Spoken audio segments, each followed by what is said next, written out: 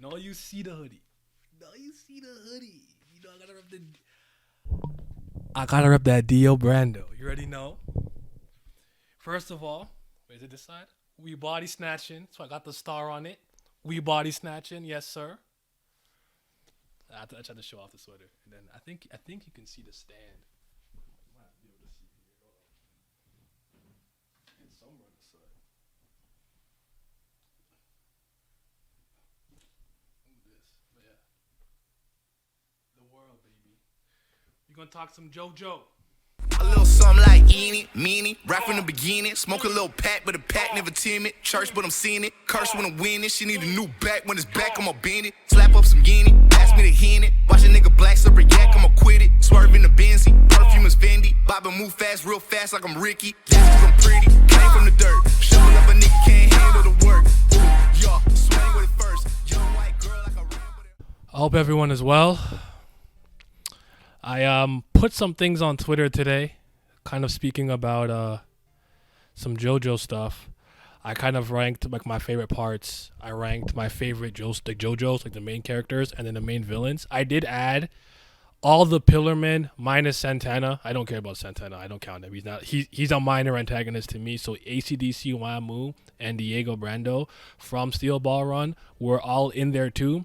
So I'm gonna kind of go through it and kind of explain my reasoning because apparently it was pretty contentious. But I do want to say this. Hydrate? Shoot. I'll get water in a second. Give me a sec. I do want to say this. I don't dislike any part of JoJo. Like, there's not a single part of JoJo that I hate, that I think is bad. I like all of them. There's just some of them, comparatively, I just like less. Or some that resonated with me more for whatever reason. It could be a character, a group, a stand. Yasuo. Like, there could be a plethora of reasons for why I resonated to one part over another. So just keep that in mind. Because sometimes when we do these things, I do think some people get like too much into the like objectively, subjectively, blah, blah, blah. I'm like, this is just me talking about like my favorite. This is favoritism. This is not like if you ask me to objectively rank them with like no bias and try to be as impartial as I could, my list would actually look different. But this is based on my favorite. So let me just grab a water and we'll start.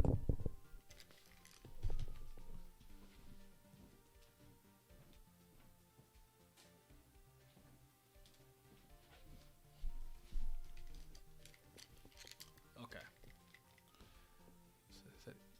You said, I meant Santana's from Battle Tendency. He was the first Pillarman that Joseph ran into when he went to save Speedwagon. Not. That's who I'm talking about. So I'll put like, did I actually save these? Okay, I did. So we'll start with what? What should we start with, Chad? You want to start with me talking about my favorite parts, my favorite antagonist, or favorite protagonist? Where should we begin? I'll let you guys decide. Then I'll put it on screen. You can make your comments because I screenshotted the tweets. But yeah, what are we thinking? Where in the world is Carmen Sandiego? I love that. I like that game. I used to play that. Or where in the world is Carmen Sandiego? That guy got real low for that one. He got real low. Oh, you got favorite antagonists? If no one else offers an answer, we're gonna go with that one. I'll give you a couple more seconds. Antagonists first. We got two antagonists and favorite parts. So we'll save what? We'll save the JoJo's last. All right, bet. So I'll put it on screen. Start with the antagonists. I think I'm gonna go down. Do I want to go down, up, or up, down though?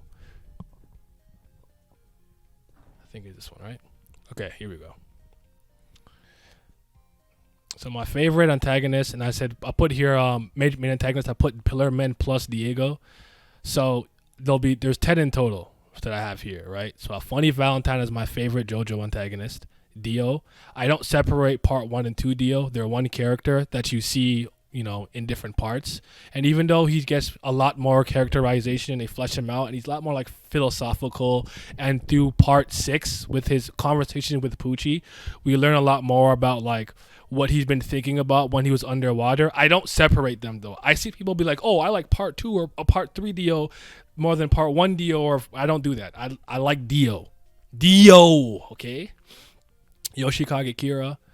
I have Mamu at 4th. I have Enrico Pucci at 5th. I have Diego Brando at 6th. ACDC 7th. I have Cars 9.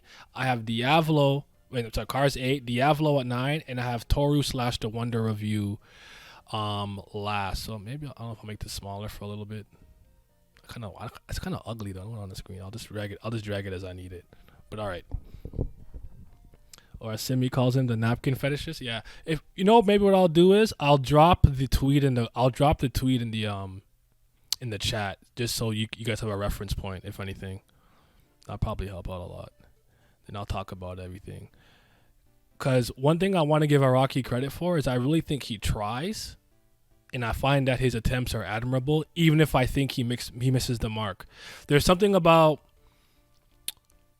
a mangaka trying to tangibly create completely different protagonists and antagonists with every part. And even though sometimes it might not resonate with the audience, I appreciate him trying that instead of just trying to kind of like, well, what worked before? Let me try to duplicate what worked and try to like do it again. Like, that's not moving me. Like, let's do something different. And I respect him for that. I can't post this, but I'm the guy. It's my stream. Let me post my link, bro. That's crazy. Whatever. I guess I can't do that. But anyways. So we'll start with my favorite, I guess. So Funny Valentine, I think, is Araki's best written antagonist. I do think that Kira Yoshikage comes second. But I do think that like his kind of magnum opus character in terms of like what I really appreciate with like Funny Valentine is kind of the patriotism and nationalism, where depending on your perspective and viewpoint, what he thinks he's doing is he's being patriotic to the United States of America, but you can call it nationalism depending on your viewpoint. I thought his whole kind of philosophical spiel about taking the first napkins, you're at a table where you have a napkin to your right and your left and you reach for a napkin. And the reason why he makes the first move because he dictates what everyone else has to do because he was the person with enough agency to make that first major move. I'm grabbing the napkin to the right. Now every person must grab in that direction because I made that move. And I'm like, he's spitting. He's moving me. You need the Funny Valentine Parade favorite antagonist. As some people call them the napkin finishers. Dio, greater than Kira, is my vote. Jojo Genda. Okay, I'm with that. Your top 3 is undisputed, Naya. Shout out to Skip. Dio isn't on my JoJo villain because he's the real MC as far as I'm concerned. Funny is number 1 for me, hands down. Daddy Dio. I would vote for Funny any day as my president. That's what I'm saying. You gotta get Biden out of there and put Funny Valentine in there. But on top of like some of the writing stuff that I thought was really good, honestly, I don't necessarily agree with the sentiment that Steel Ball Run in terms of his writing is I think he flexed his writing chops a lot, though I still think he did a lot with his visual storytelling that maybe he couldn't do originally in Jump. I think Steel Ball Run is where he's in Jump for like a couple chapters. I want to say 15 or so, and then he goes to Ultra Jump. I could be wrong. Don't quote me on that. It's been a while since I refreshed my memory on that, but his design is cool. Doja is hitting, and D4C is probably, is it my favorite stand? Maybe. I like Paisley Park a lot. Paisley Park is probably one of my favorite stands, but it's one of my favorite stands. At the time, at the very least, D4C was my favorite stand. A lot of the stands that the main antagonists get are space-time related. I would argue this one is more space-related than time-related. And as a vivid comic book reader and being aware of being aware of the multiverse as a comic book reader and the multi-world interpretation theory. Jesus Christ, my brain stopped working for a second, right? And being very familiar with that concept, the fact that he can go to other worlds and basically pull from the multiverse and other versions of himself into the one world where the Holy Corpse does exist was moving me. Like, that's a power set that just generally resonates with me the same way I liked Byakuran a little bit off rip in Katekyo Hitman Reborn, because he can share knowledge across all the parallel versions of himself across a certain like time. I think it's across. No, I think it's like horizontally, right? Those type of abilities really resonate with me, and the fact that if he's the only one that's allowed to exist as multiple entities in other planes of existence, so if he brings like me from another world here, we just both cease to exist. That's crazy.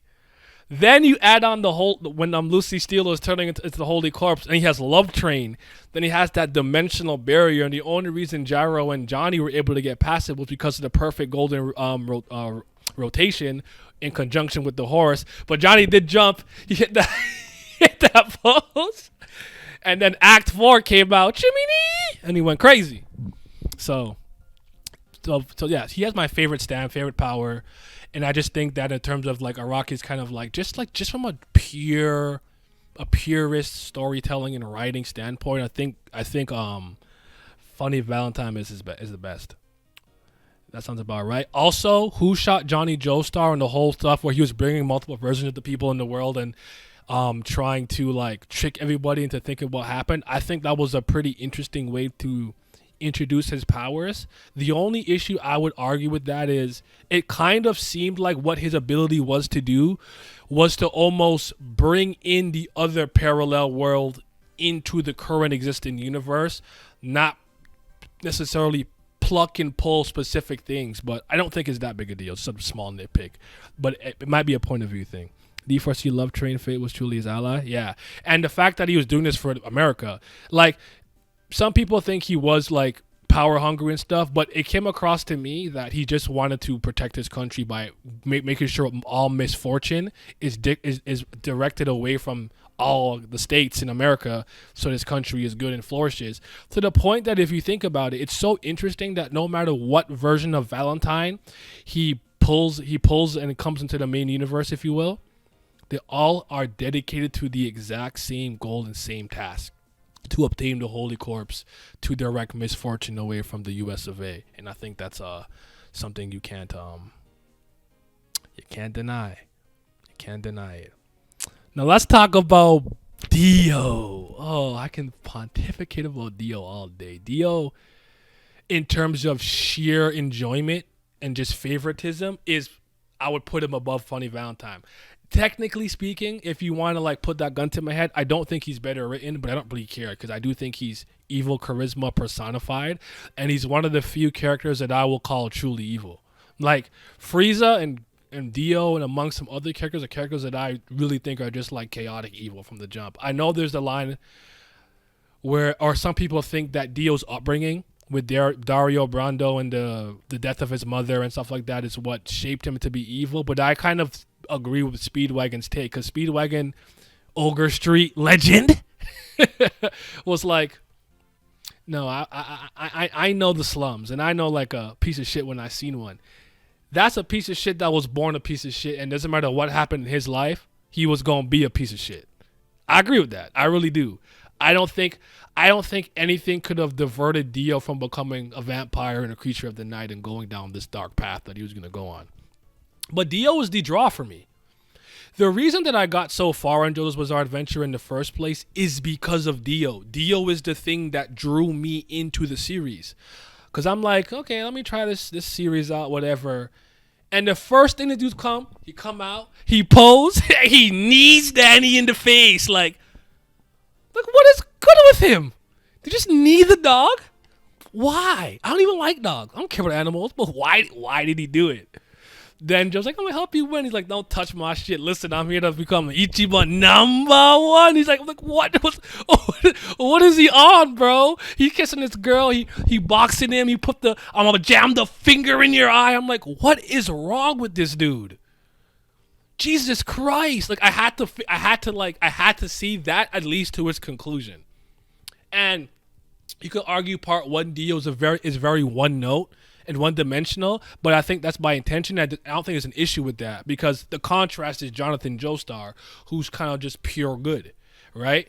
Jonathan is a product of his environment and tied in socialization as a very rich English nobleman, so he's going to be a gentleman and all those things. So the contrast of kind of pure evil versus pure good, it completely works for me. Him talking about, do you remember how many loaves of bread you've had in your life? When Zabelli's like, how many humans have you consumed? I'm like, yo. He's spitting. Top 1 hater might go. Talk to him. Let him know. Let him know. That was the initial explanation for D4C's ability, was the Kaleidoscape operation parallel worlds from Fate. Okay, yeah. Sayama was hooked on him immediately.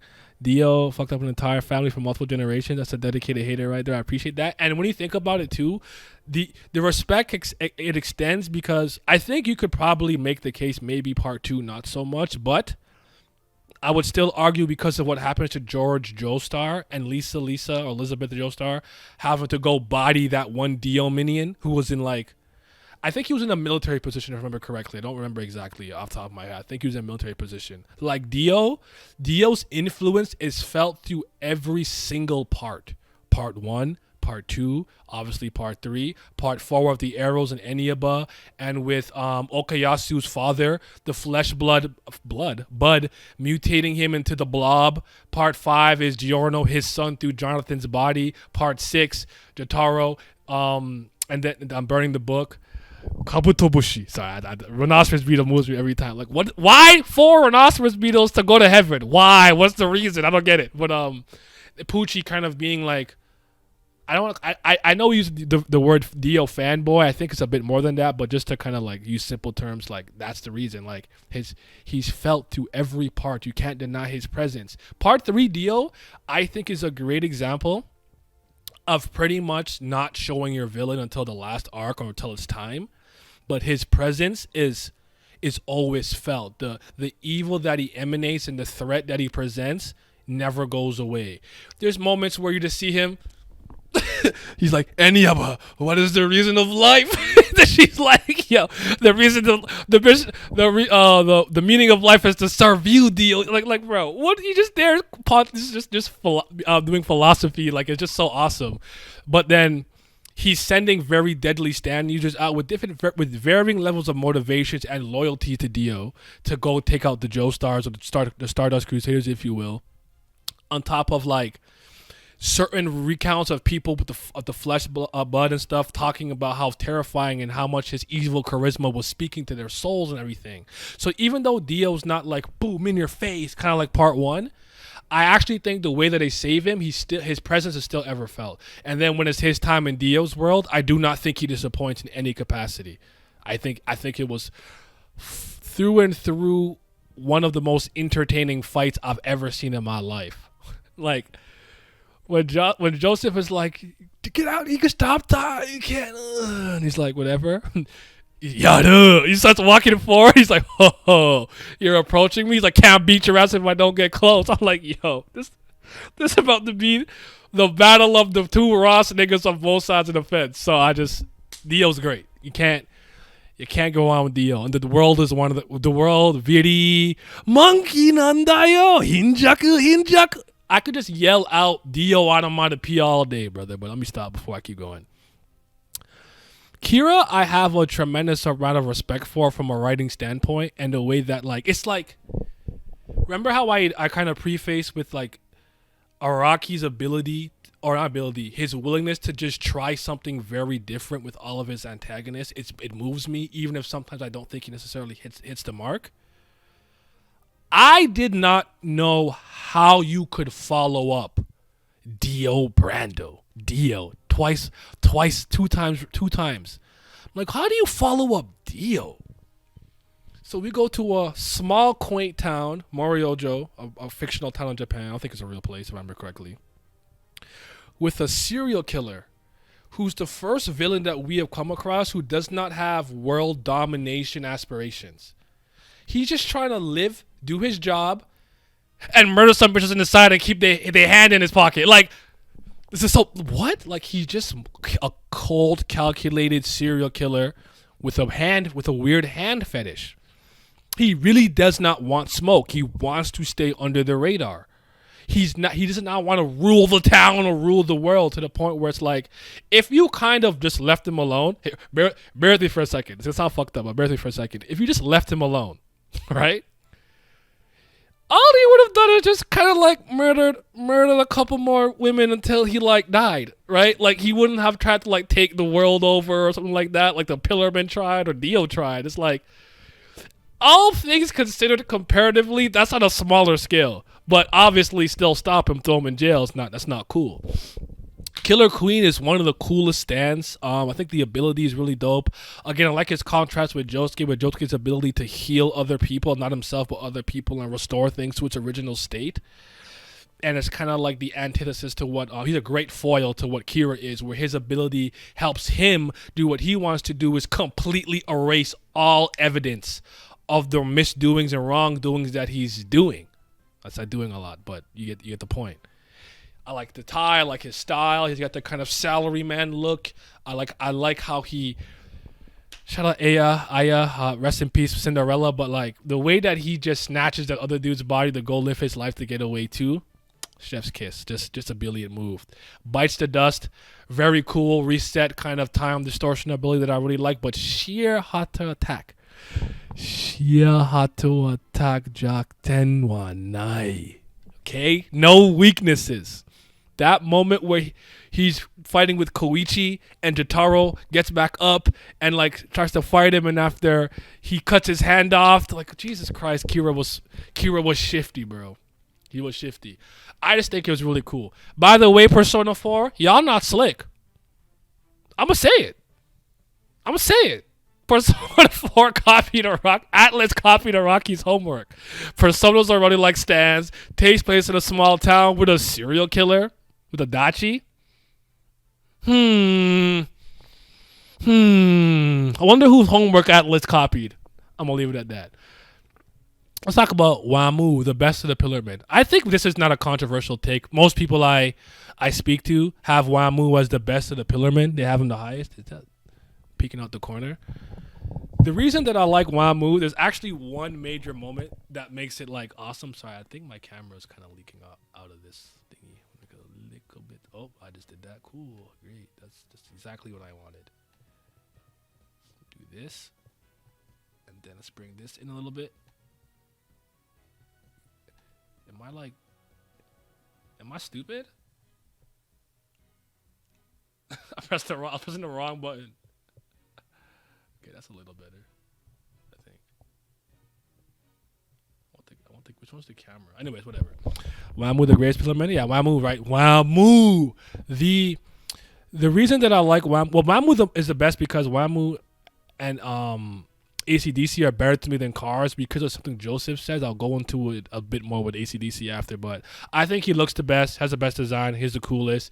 We have an emotional attachment to see him get defeated because of what happens with Caesar. The moment where Joseph was like, bro, these guys have been alive for how many years and how many centuries? You don't think they've developed a way to kind of fight in the daytime to keep themselves safe? Like, I don't think we should attack in the day. Like, and Caesar kind of had him beat. But damn it, Shikshaw. He blocked the bubble light, whatever it was, for just a split second, and that's all it took for Wamu to win. The reason that Wamu is like I really love him is because of the reason that this fight really starts. If you really think about it, and I think this is kind of really brilliant, and I understand Wamu, I understand. Joseph hurts him, wounds him, and he's like not trained with Hamon, no ripple breathing. He's like, you said I was the first person in how many years to hurt your face, whatever, but it's crazy. Like, if I just trained a little bit, I would pack you up, but you know what? Don't take that chance. I'm a threat. Kill me now. And Wabu was like, nah, you gotta see me. Nah, Cars sama, please. He's looking over there like, yo. He's like, I'll beat your fucking ass, human. Like, he could not let it go. I understand the provocation. That's the reason I like him so much. That's hilarious to me. The reason that we got that awesome chariot battle in around the little Coliseum thing is because Wamu was like, nah, I'm pussy? Me? See me right now. Go train for a month and come back. I was like, I love that. That's the real reason. But the respect and reverence that he showed Joseph as his opponent is something that I think is well taken to the point where Joseph sends him off with a bit of the blood to make the pain a little bit easier. I like that moment of respect that they have. But Wamu is just the most entertaining Pillarman to me and everything. Like, I love it. I remember the part where he gets the hammer. I got the big one. He's like, I don't want that. He just takes the fucking pillar. I was like, oh shit. So yeah, Wamu's awesome. Wamu's the Caesar moves me every time I see it. I feel it. He really is the best of the Pillarmen have to offer. You got shout out to Wamu, bro. But yeah, he got Caesar out the pain though. All right, let's talk about Enrique Pucci. I don't know if my placement here is a little controversial. I know a lot of people don't like him. And Pat, Pat does not like Pucci at all. Pucci's not like my favorite and stuff, but I don't dislike him. The thing that I notice about Pucci that I like about him a lot is I think that he gets a rap of being a Dio fanboy, but I think that's a major simplification of what he is. I do not think that Dio. I don't want to ruin. I don't want to kind of ruin what happens in like Eyes of Heaven with Dio's ascension and stuff. But Dio's heaven plan and Pucci's heaven plan are not the same thing. They're the same in concept, but the way that they would go about it and the way that they would, I would argue, rule or exist in the recreated universe are not the same. I think Dio would rule with the iron fist and do some effery. Dio got powers as a vampire for like a day and started making freakish chimeras. Take a nigga's head and put it on a parrot. The cat dog guy. Like, what is good with him? Like, Dio's evil, bro. So I don't think that he really had humanity's and the world's best interest in mind with his heavens plan. Pucci, as a man of faith who believes in God and sees Dio as a distant friend, a longtime friend, and has a deep reverence for him, and loves him in a similar way that he loves God, I don't think it makes him like the literal fanboy of him, because I truly don't believe they would have executed this plan in the same way. Pucci is what I think. Who said this to him? Was it Weather Report when he got his memories back? Or was it Jolene? Damn it. Who says that he's the worst type of evil. He's like evil masquerading as good that doesn't even realize that he's evil. I do think that's true of Pucci, but he truly does believe that his actions are righteous. Almost similar to, remember what Valentine says about his righteous are completely unclouded or by like whatever, I can't remember what the line is verbatim. Where like I do think Pucci sees his actions and things that he's doing as holy, as in the path of God. Stairway to Heaven was clean though? Yeah, for sure. Right? So White Snake and King Crimson are the two most emotive stands as far as antagonists goes. I really, really didn't notice this the first time I read it, and I think seeing this in the anime made me realize it more. I didn't realize Pucci composed himself with the prime numbers. And you can say that's a major oversight. You're just an idiot for not realizing that, and I don't disagree with you. But I like that when he's in a dire situation, he starts counting the prime numbers. He starts to conceptualize plans, ideas, and concepts that could get him out of the situation that he's in. Take the poisonous frogs and rain, by the way, and he lures that guard to him to get the key. Or like counting it to like, okay, I'm going to gamble throwing Jotaro's stand disc into a dying, let's not Diver Downs, Anasui, and to make her let go of me so I can go to the green baby. Like, he has these small little moments and nuances that I really like, and I for some reason I tend to like evolving stands. So going from pale, I'm a fraud. I almost said pale snake, white toe snake, to she moon, to Made in Heaven, speeding up time, to masquerade an entire plan to make this work. Because you needed Jotaro, so you used his daughter to lure him here. Are you guys not seeing the kind of general huge chess that he played? He was dumb for hiring the KKK to go after his brother, though. I don't know what was wrong with him with that. With that one, I can't defend that one. That was very weird on him. But I don't think Pucci's a bad villain at all. And at the end of the day, I want to say he wins, but he's the closest to winning in a manner of speaking. He's the closest to winning. And he did kind of pack everybody. Like, credit where credit is due. Jotaro, Jolene, Hermes, all of them, they did. That's all I'm going to say. Pucci's okay. He went from Pillarmen to Rock Humans. I still can't get over the path to heaven requires one to become a Joestar. You got to get the symbol. Pucci really gained a whole last Joestar birthmark. Emporio clutch saving the end. Yes, that was really good. Shout out to Emporio. I don't have too much to say about Diego. I kind of have him here because I just think that by kind of default he's just a little bit better than all the rest of them, and I'll go into detail why. But I do think Diego is just not. it's more of a callback to me. Like, remember berries? Like, remember Dio? Like, yeah, I remember. Like, yeah, I remember. But Diego didn't move me like that. I really like the backstory with his mother, with the pouring the thing into his hand and him like manipulating that old lady and stuff, and him wanting money, military and political status and power to not have to live the life that he lived. And I think his motivations make sense. He just to me is like this, and Scary Monsters to me is not that cool of a stand. I think I understood the idea of making him like a creature of the, I won't say the night, but a creature like the vampire. Like there's symbolism there that I can appreciate, but I think he's better than everyone else I'm going to mention. But I just don't think he lives up to like what I really want from like a Dio. And I this has always been probably my most controversial take on Steel Ball Run. I do not like alternate Diego Brando coming in with the world. I hate that part. I don't like it. It's not entertaining to me. Funny Valentine going to snatch him and he has the world. Actually, that doesn't move me. I'm not a fan of that part of Steel Ball Run. But I really like what Lucy Steele did in the end to kill him. That was fucking dope. So shout out to Lucy. Me and my friends synced up and I watched part 6 together, and every time Pucci popped up, we yelled, "Pale Serpent." shout Emporio being the best helicopter pilot at the age of 7. Right? He was piloting a helicopter. Your face is more of a callback, jerk. Diego really got fucked by a train. I was crying. Scary Monsters in my favorite stand. Really?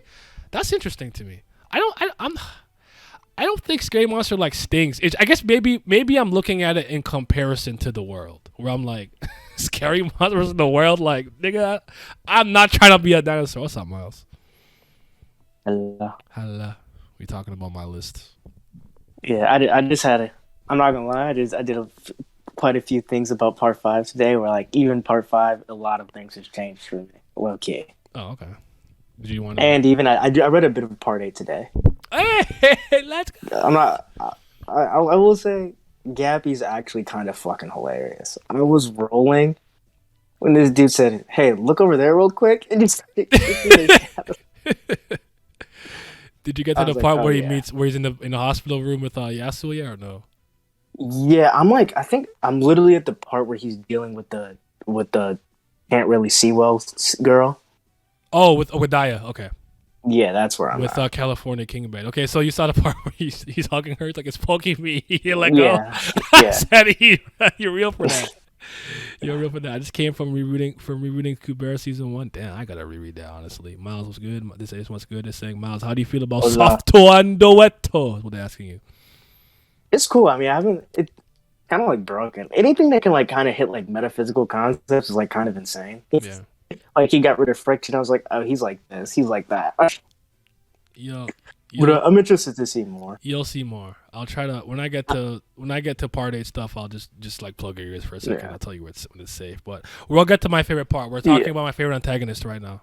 I got through 5. I'm about to go to ACDC. I don't know if you want to chime in on anything.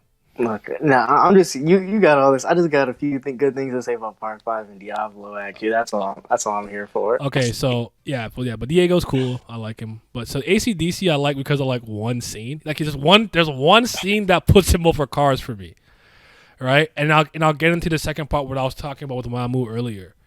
Joseph has a higher level of respect for AC/DC and Wamu than he has for cars, and I think the reasoning makes sense.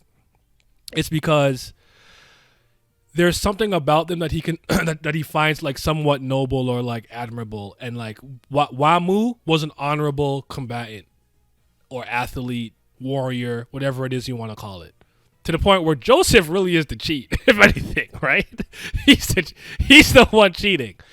So when he gave him that send off with the blood to like kind of like ease his pain and stuff, I like that. Even to the point where he thought that at one point maybe Joseph was disrespecting their battle. It actually offended him because he did see Joseph as like you can push me to my limit. I see you as a true warrior, as a human. AC/DC, it's a little different, but remember when he's a nervous system in his brain, and he's trying to deliver the red stone of Asia to Cars and Wamu, knowing he could never fully appreciate or participate in that because he lost his body, he technically lost, it's over for him. But the fact that he was willing to go that far for his particular companions was something that Joseph would respect, and I agree with that. But really, it's just the fact that he used Joseph's own gimmick against him. When I was seeing the first time, I'm like, oh, he did the thing. He said what you're gonna say, and you said it. And Joseph's like, hey, that's my thing. Like that's it. That's the main reason why I put him over Cars for the most part, honestly. So like, shout out to Boiling Blood. He did. Who did he pack up? Was it Messina or Loggins? He packed one of them up. You just see him with his foot in his fucking chest. I'm like, oh my god, he's fucking gone.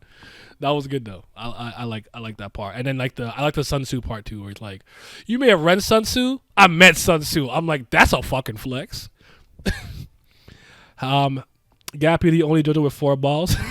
Facts. Soft and wet moved me the second I saw the bubbles and I was yelling out Caesar. I feel that. Cars is a dishonorable schmuck. Again, I'm not mad for what Cars was, but how he was moving though. So Cars would be 8th. And Cars is kind of just a get it done person. Not mad at him. Don't think he sucks. I don't really hate him or anything like that. I just think, with the exception of Santana, I think they're just more about the other pillar men that I enjoy more than him. I'm trying to think of anything.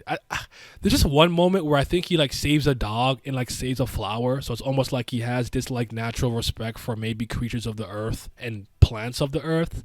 I don't know what to do with it though. I don't know what to do with it. Like I don't know if it really means anything in the grand scheme of things, but Cars is Cars. I don't have anything profound to say about him really. I just don't like him that much. All I gotta say is he won me over when he used Lisa Lee's as a guitar. That's all I needed. Someone told me that a guitar wasn't even invented. I don't know if that's true though, because is it like 19 something? I don't know if that's true though, but someone said is the guitar even invented? That is funny though. The bring that was pretty fun. He did become the ultimate card. I have to give him credit for this. The part where you think he's beaten and like UV ray him, and he just looks up and he has the mask on. I'm like, no, it's over. And he conquers the sun and he's fucking doing that pose and he's like, yo, nigga, I got Ripple too, bitch. I'm like, he's moving different. I'll give him credit for where credit's due, but I'm not a Cars guy. What you just said and felt was your future self, King Crimson no Noryoku. Let's talk about Diablo. The goat. That's the best part about it was Doppio. Go ahead. I'm gonna say Diablo actually. I have him actually behind Pucci now. I have him at like 6. Okay. I actually rate him like way higher. I went into my thing yesterday about like even how I think his anxiety is a really interesting thing, but like I think there's certain like even things because I was rewatching the Bruno versus Diablo fight, which is a great fight. Yep. But Diablo, he actually can give props when needed, and he was literally willing to let Bruno live in the beginning. He's like, Bruno, don't step out the pillar. If you leave now, no one has to get hurt. And he's like, I have to warn you. I will murk you. And Bruno's like, let me come out. He's like, well, I warned you. And he's like, and he has that man in the blender, like, what is going on? Zipper! Yes. I think he has one of the best quotes in JoJo. What's up? Which is the fuck, I'm not good with quotes like that, but where he's talking about the concept of failure and past mistakes, and now you have to reach for the future. Do you know what I'm talking about when he's fighting Bruno? It sounds familiar. I know what you kind of. Oh, hold on, I gotta find it. I know I can pull it up real quick. Okay. Doppio, my dear Doppio, I was crying. This man said, "Wait, I'm getting a call mid-fight and picked up a frog." The ice cream was funny. The cigarette bud was funny. That was really all. That was really good. I actually have this as one of my text tones. Like if you text me, and it might go like Doppio. Like all of my like text tones are like random things from shit that I like. Like I have one from Danganronpa that's oh my god, am I a fraud? Tanaka Gundam? That was his name? With the 4 Dark Days of Destruction? Yeah, go ahead. It's no matter who you may be, everyone goes through their ups and downs. You succeed and you fail. But if you happen to find the pitfall known as the future that's right in front of you and manage not to fall in, you will never experience a setback in your life. You'll remain in your best condition. Like, that's literally his entire life, and I love that quote when he's telling that to Bruno. Yeah. Like, that was a bar. Mm-hmm. As he's splitting that man in. He be talking like a main protagonist, no cap.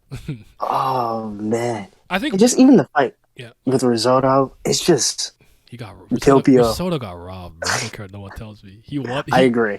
I don't think he was gonna beat Diavolo if Diavolo just pulled up on him 1-on-1. Don't get twisted, but Jesus Christ, he had that man dead to the right, and then Narancia or Aerosmith came. I'm like, he was robbed. He was going crazy. Shout out to the Squadra. But I think me and you spoke about this too. Like, one thing we respect about Araki a lot is that he tried something very different, and maybe the mass paranoia, like you said it yesterday. Like, if you want to kind of say, like, because I agree with what you said, talking about the fact that he is so powerful and he rose to fame and his boss, and instead of like being this like everyone knows me, fear me, rule with the iron fist, he's like nobody know me, nobody look for me, to the point where he's paranoid people can find out about shit about him through his own kid. Like, did you want to kind of reiterate what you said? Yeah, kind of. Just basically like the standpoint of like it's always fascinating to see villains not be their overly like powerful selves and representing like an emotion that's kind of emotion or like feeling that's often like regarded as like negative is fascinating to see. And he's the ultimate representation of paranoia. Mm-hmm. Like he's in hotel rooms with blankets over his head, freaking out while not in a nice Italian restaurant eating some nice spaghetti. You know, like I think there's a lot there that is interesting of what he sees, and I think it also tells when he's not a complacent person. Even he's not like overly arrogant. Like when Bruno, you know, with the semi revivification, if whatever you want to call it, and he sees the group, he's like, oh, this is too much of a risk. I'm not fighting 16 users. I'm not letting it get out. Even though he arguably at that point he probably could beat them all, honestly. But he's like, I'm not taking this risk. I do think a major reason why JoJo villains lose is ultimately by the time the main protagonist face them, at the very least, they know what their ability is. I do think the art of the unknown is something that's very powerful in JoJo.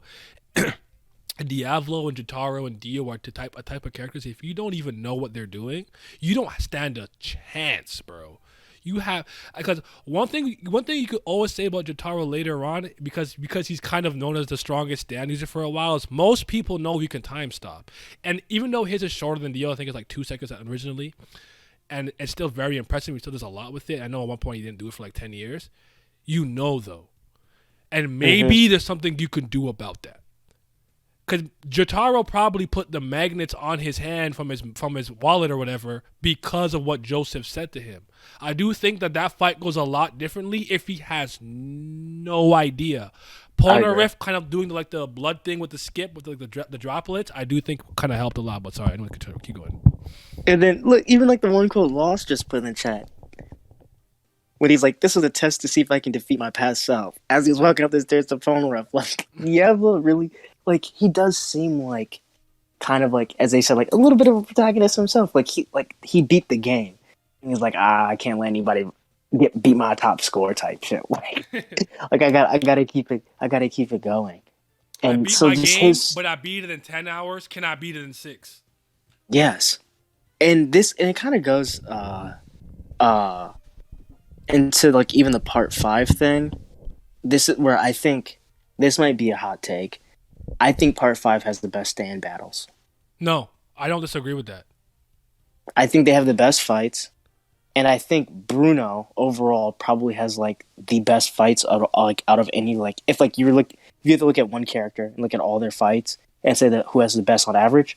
I think Bruno does. Like when I was going through Bruno's fights, I still think Bucciarati is the best Joe, bro.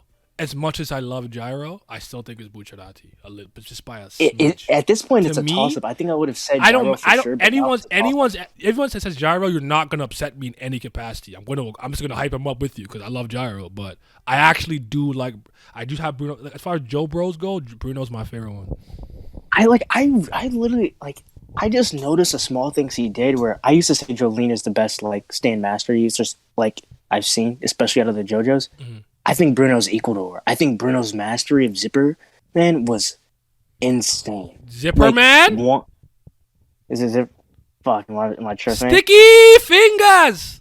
Oh, I'd say Zipper. Whatever. No, we don't do Uh, that. Okay, we're not calling it pale snake. whatever. It's white toe Whatever. snake. Okay, Whatever. who's All right. Zipper Man? All right. Whatever. Y'all in the chat know Whatever. who's Zipper Man? Chat, y'all know who that is? Who's Whatever. Zipper Man?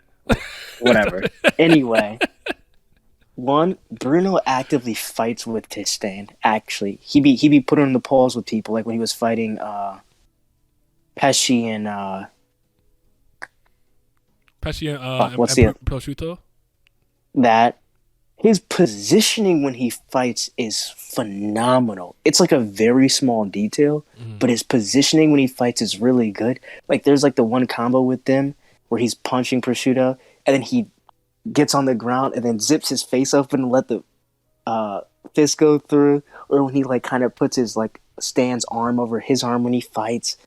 And when even I didn't even pick this up until like recently, but he was able to combat Pesci so well because his father was a fisherman, so he knew how the hooks work. And use that to And his I'm advantage. like, wow, like Bruno's a fucking monster.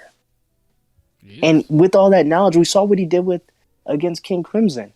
He did decently well. He got like 2 good counterattacks against an ability he's never dealt with and an ability that was that broken. So I think part 5, I think Giorno's just the weakest part of it. I just think that's just the issue.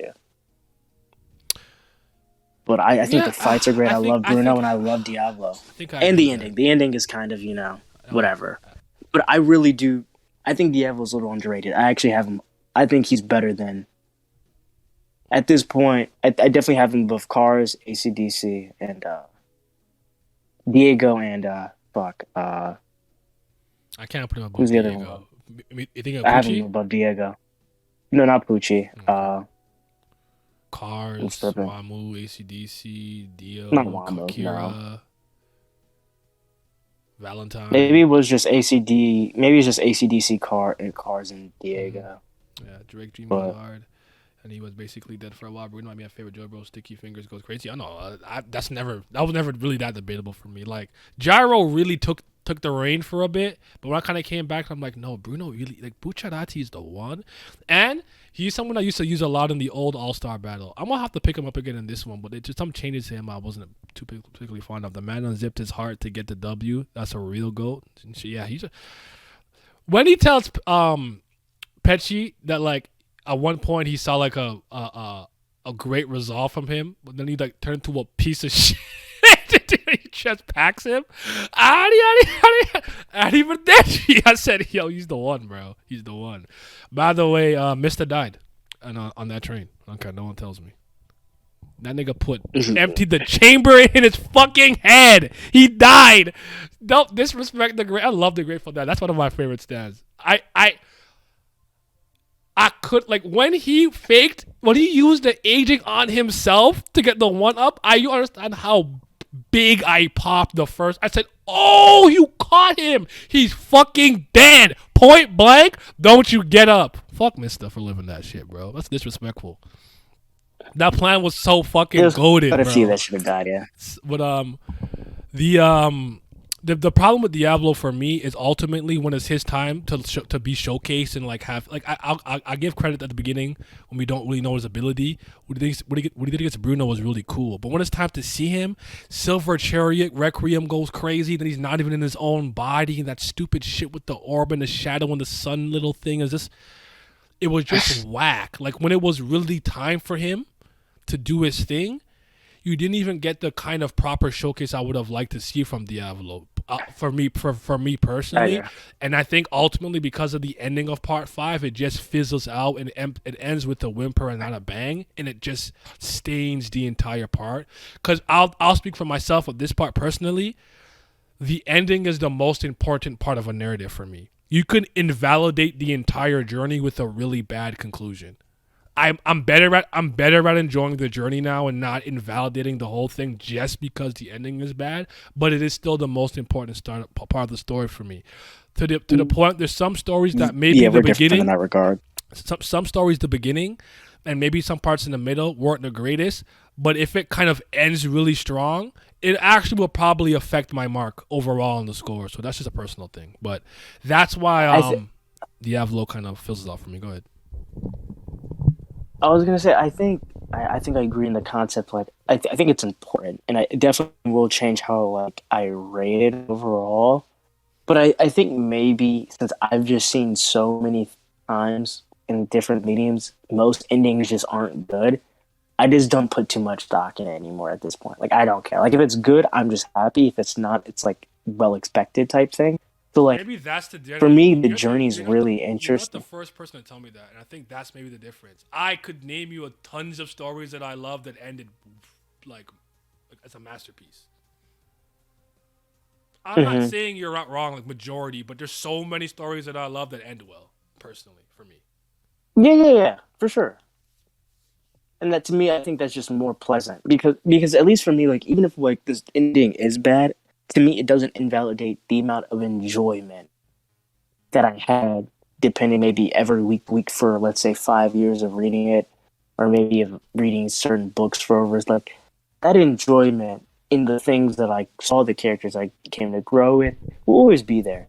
So I think even with the Diablo thing of was like I think the ending was bad. I think the beginning is so strong that like it kind of evens and outs like a little bit more average tier or of the concept of JoJo villains. That's why I would have him at like 6. And ultimately, I want to add this: King Crimson is one of the most scary looking stands, and like I said with White Snake earlier, it's one of the Yes. it's two of the most expressive villain stands, and I love that. I love the little epithet face too. That shit makes it double scary when they're like making a menacing look, like two faces, like I'm about to kill you, King Crimson no Norioku. Yeah, I feel like King is underrated within the JoJo community. I think I agree with that, but most people that I speak to have rate Bucciarati really high, but if you're talking about like the general population, I agree with that. Stands like Silver I don't Cherry. think the stand's that good. You think I just think you think Bucciarati's his just too good with it. the reason that I have to disagree with you is just because it's fourth dimensional and he can hide in like a kind of a pocket dimensions. Like that's always very very useful in my opinion. Yes, Even like sure. the Doa. But I'm not I'm with you. Give that to the average stand user like Okayasu, and he's not utilizing it nearly as well as like Yes. Bucciarati did. Stands like Silver Chair and Star Platinum are honestly ideal for fighting King Crimson since they can be fast enough to attack him in post time. Skip. What's up, yo? Chief, Ball Breaker is a stand as this one that requires the spin to manifest. You need the golden rotation. I think the first time when Ball Breaker was like active, he had the turbo in one of the eyes too. The Holy Corpse had one of the eyes with it.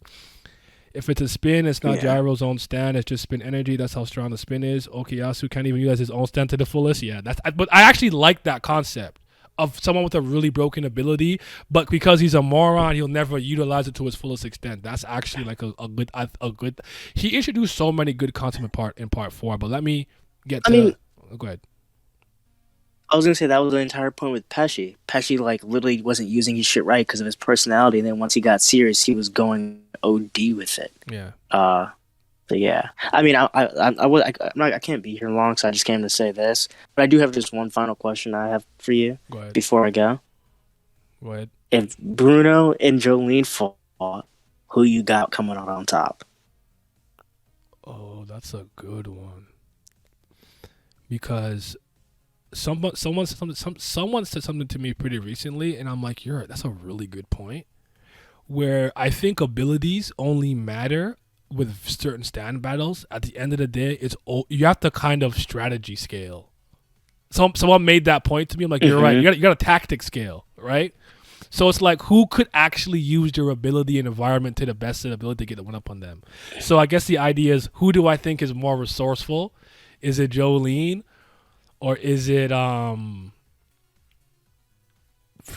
Oh, that's I think I'm giving it 6-4 Bruno. But when Jolene did the Mobius strip, though, like the Mobius strip, I said, "Yo, that's crazy." Because the way I look at it is like both their stands are like. I think she's a better fighter than him. Like, though. I don't know.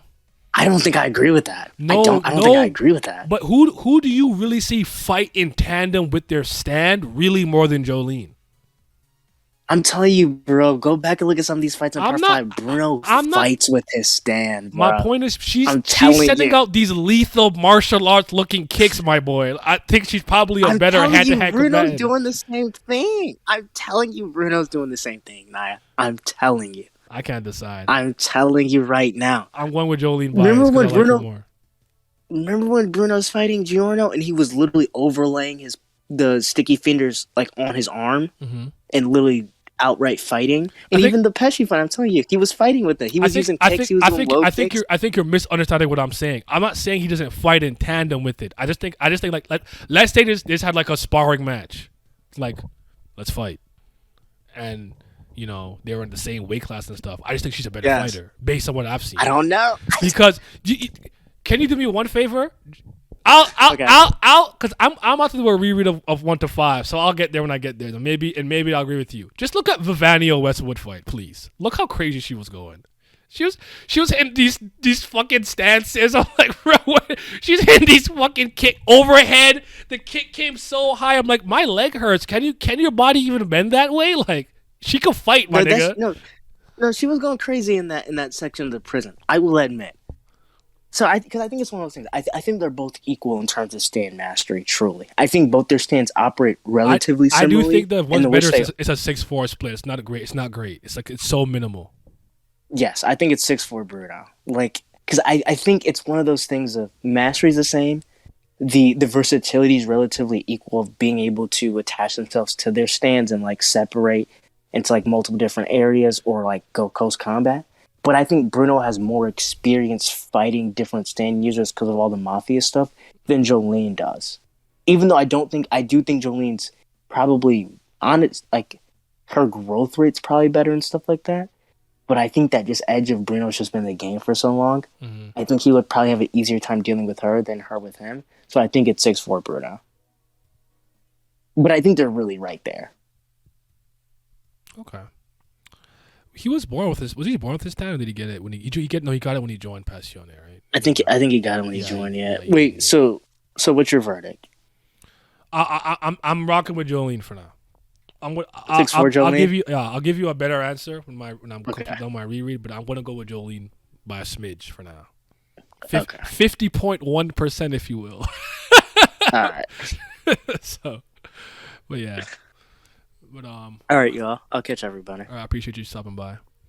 Mm-hmm. I'm gonna go with Jolene, but she's definitely gonna be seriously injured after their fights. I agree. I gotta agree with JoJo. Bruno's more experienced, and I feel like that's his only edge. But I do believe Jolene's more talented because of how quickly she mastered her stand. That's kind of what I'm thinking, a little bit myself. That's why I thought to myself, was he born with it? I don't think so. He got it when he became a capo or he joined like Passione. But let's talk about the Wonder Review and Toru. This one's hard. Because as much as I might tell you, I say what I say about Diavolo, I don't think he fumbled Diavolo necessarily. I think he just fumbled the ending of Vento Orero. I really like the mystery surrounding figuring out the head doctor, Toru, the Wonder Review, the calamity, and the logic of stuff. Are you pursuing me? Hold on. I gotta show you guys this shit. It's so funny. Oh, do I have it on here? Please tell me I have it on here. I'm gonna get it in a second, but are you pursuing me? Always have been, head doctor, but like the pursuing stuff was really dope and really cool, but it's just that like I really, really thought he was really gonna pull it and bring it together in this way that was gonna make me go, wow, Toru. And I just kind of go like, Toru, yeah. Head doctor, yeah, like it's not moving me like that, and that's just unfortunate because I do think the potential for greatness was truly there, but I respect that Araki really tries to do something different with each of his villains, like this kind of being a two-parter with an almost remote-like stand that does like his own thing to some degree. Like I really think there's a lot to like here.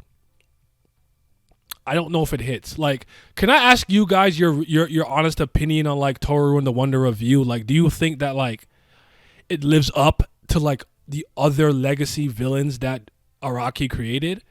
Do you think I'm tripping? I'm being too hard on it? Like, I don't even know if I want to call it bad. It's just not moving me. Like, I think the Rock human backstory and they want him to be like the top of like the human, want to like replace humans as the dominant human species and stuff is cool. Again, the power is cool and the mystery of figuring it out and the power itself is dope. I don't know if I like the execution. That's all I'm saying. But what are you guys saying? Now I got something in apes. Toru and his literal child predator ain't the one. The Wonder of You and Calamity's go. His stand is one of the most interesting ones in the series, but the character Toru himself wasn't executed the way I expected he would. Also want to say I could be wrong, but doesn't Bruno have the only 1v2 stand battle winning all of JoJo?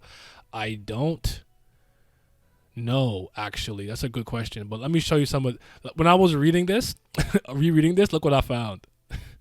Well, there's this obvious one that's been around for a while, like are you the are you winning son meme? Like always have been head doctor, like are you winning son? There's that one, but this one killed me when I saw it the other day. Yo, why don't you pursue some bitches?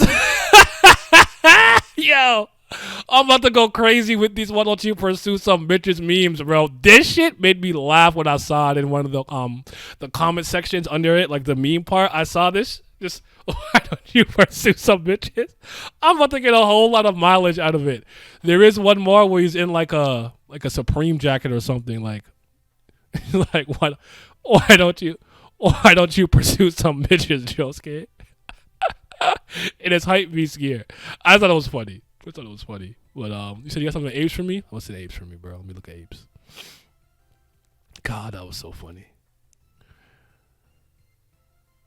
Oh no, you found you have it too, Omar. It's the same thing. So I guess that was the thing that came up for a while. But yeah, it's a similar meme with like Wonder of You saying, "Why don't you pursue some bitches?" But that's kind of the villain, the main antagonist section. So just to kind of reiterate, let me pull it back up one more time for the one time.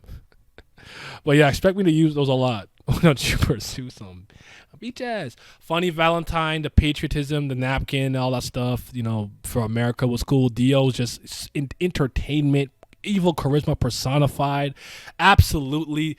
The world just awesome. Some of the best onomatopoeias from Viri to Muda to all of that, just greatness. He's a catalyst and plays a part into all the parts. Really just not part 8 if you really think about it, because even with Diego, he kind of is. Kira, crazy, bizarre town. Nigga, I love him. Wamu, real stepper, honorable combatant and warrior. Enrique Pucci, that's my priest. Diego Brando, cool. ACDC because of like him fighting for his friends, so to speak, and like him using the Joseph thing against Joseph. Cars, whatever. Diablo, King Crimson's cool and stuff. And Wonder of You, Toru's not really moving me like that. I think the next thing we said I was gonna do was the parts, right? And then we're ending with the protagonist. So give me like a minute. I'm just gonna tinkle and I'll be right back. Grab a water or something, and then we can continue.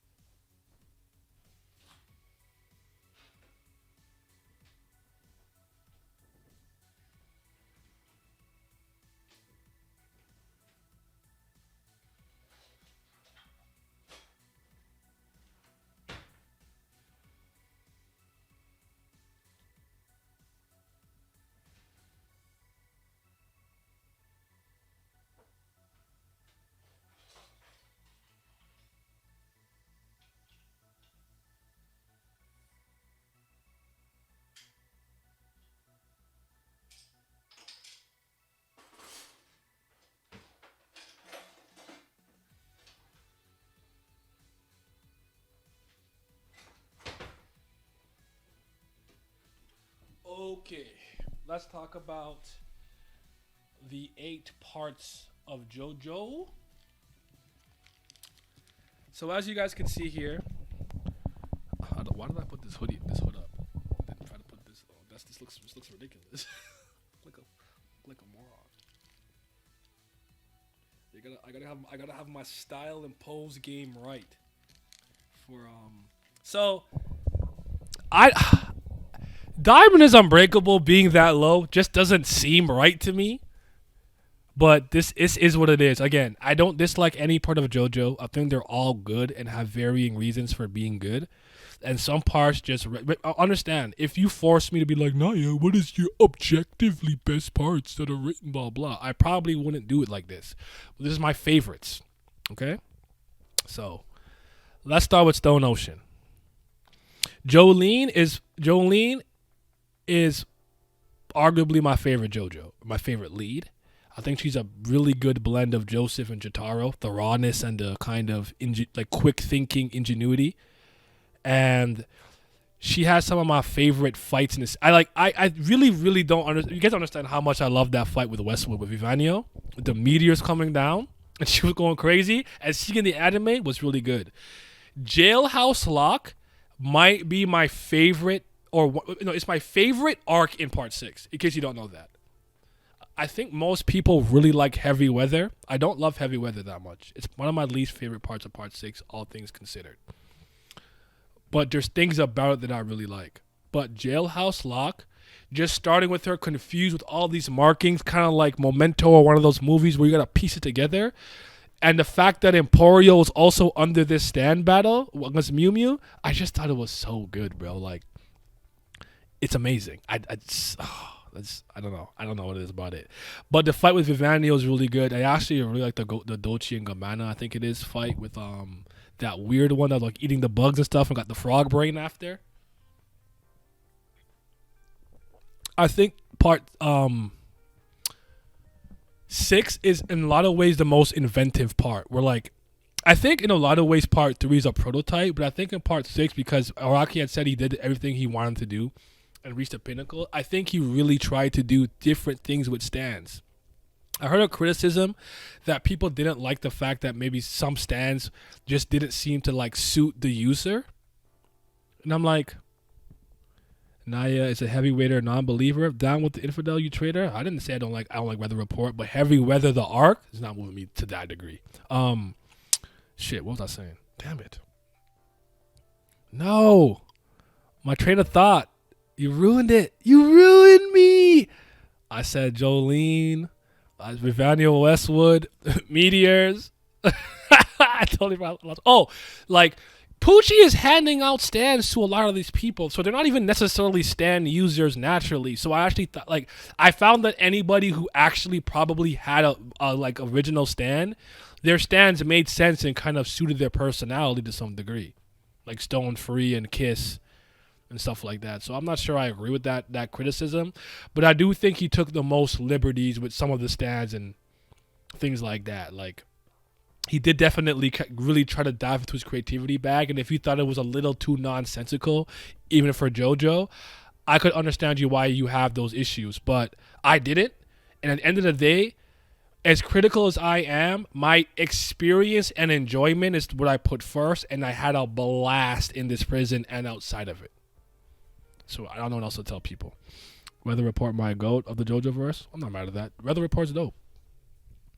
Just Heavy Weather is not. I actually like the end of Stone Ocean. As somebody again who's a really big comic book fan, the concept of universes resetting and re-going back to nothing and people being reincarnated into the new universe. If you guys don't know the story of Galactus, TLDR, Ghislaine is basically the sole survivor of a previous universe that gets put into the next one when it deletes and recreates itself and then becomes Galactus in this new universe. These concepts aren't new to me, so by the time I got to them in JoJo, they're not jarring. They're very normal in my world, so I want to say that. 2, Battle Tendency. And Battle Tendency, I'd argue, from what I've seen, gets the wrap up being the worst written part. I don't think I agree, but I understand why people say that. But Joseph Joestar was an absolute fucking treat and blast to follow. From the moment you see him, he's such a different in contrast to Jonathan. Jonathan was a pure, noble Englishman who was you know what I'm saying? And you get this guy, he's rough. He's like a cheater, a trickster with a heart of gold. I feel heavy weather didn't move me. I just wasn't a fan of the snail shit. Yeah, I don't know. Just that part, just I don't know. The backstory and stuff and things are cool, but I don't know. Heavy weather. My least favorite part of Stone Ocean is probably after Jailhouse Lock until they run into Pucci again. That stretch is probably my least favorite stretch of it. The stuff with the Dio's kids and the rods and Underworld and stuff, it's all right. It's all right. It's not the worst stuff, but that's probably my least. Because I don't even hate the Dragon Dream stuff with Kenzo. I don't think it's that complicated or hard to understand, all things considered. But it's a neutral stand that Kenzo worked like 40 years to master. So the contention that people have with that part with Survivor and stuff, it doesn't really bother me personally. But Battle Tendency, I think, is just pure joy and fun to follow because of Joseph. I think Joseph really carries his parts and makes it with all of his antics. And next you're going to say, whatever, to you. Like, all that stuff is great. When he brought out the Tommy gun against Straizo in the middle of the restaurant and let it and emptied the clip, and then he had the grenades, I said, he's moving different, family. I rate this guy. He also he's not just not racist, he's actively anti-racist for all the to get political. Defending Smokey in the restaurant. Shout my nigga Joseph Joestar. You feel me? So like, I think the chariot battle with Wamu and Joseph is one of my favorite fights in JoJo, like across all parts. I love the chariot battle where they're going around the Coliseum on the vampire horses and stuff. I really love it. Caesar with the ephemeral bubble passing off his like dying will and last Hamon to him in a similar way that Zappelli did. Antonio Zappelli did it for Jonathan. The Joestar lineup on Bloodline stuff coming into play, and even some of the Zappelli stuff coming into play with Mario.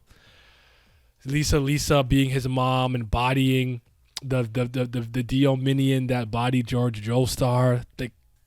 There's a lot there that I like, and personally, while I understand it's a lot, it was even jarring for me for the volcano to erupt so aggressively, and the debris of the volcano, and the combination of that stuff basically expelling cars from the earth because you can't beat them.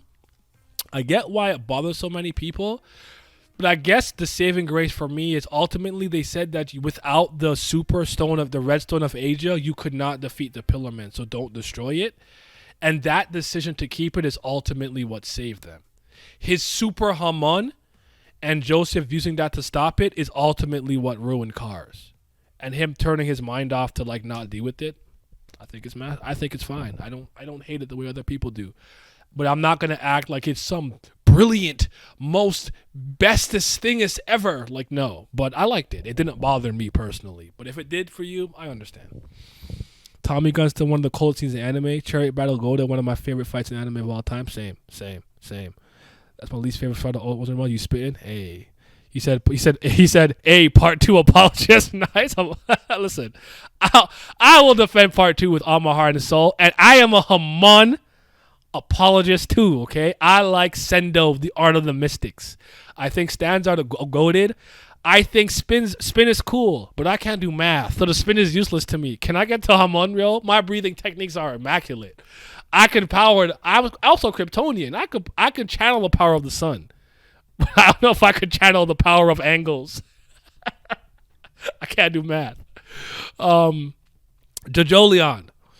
I truly believe at one point had the potential to be the best part. There was one point when I was reading this monthly where I thought it was on track to be the best part of JoJo. It didn't pan out that way because I got a couple of issues with the ending. I somewhat think Araki got fuck it syndrome and just decided to end it. And I just did a very recent reread. But I love this part, man. I think this Moriojo town is a little bit more interesting than the original version from the original universe, if you will.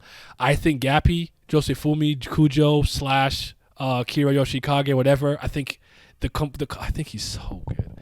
I think why he wants to help Holly, the backstory with his mom putting him trying to get rid of him, his relationship with Yasuo. Yasuo is my best girl. by far, and Paisley Park is one of my favorite stands in all of JoJo's Bizarre Adventure. I love that stand.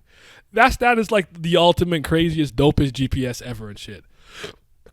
My mom was awesome. By the way, Naya, with only the spin, you could look at a literal snowflake and win a fight.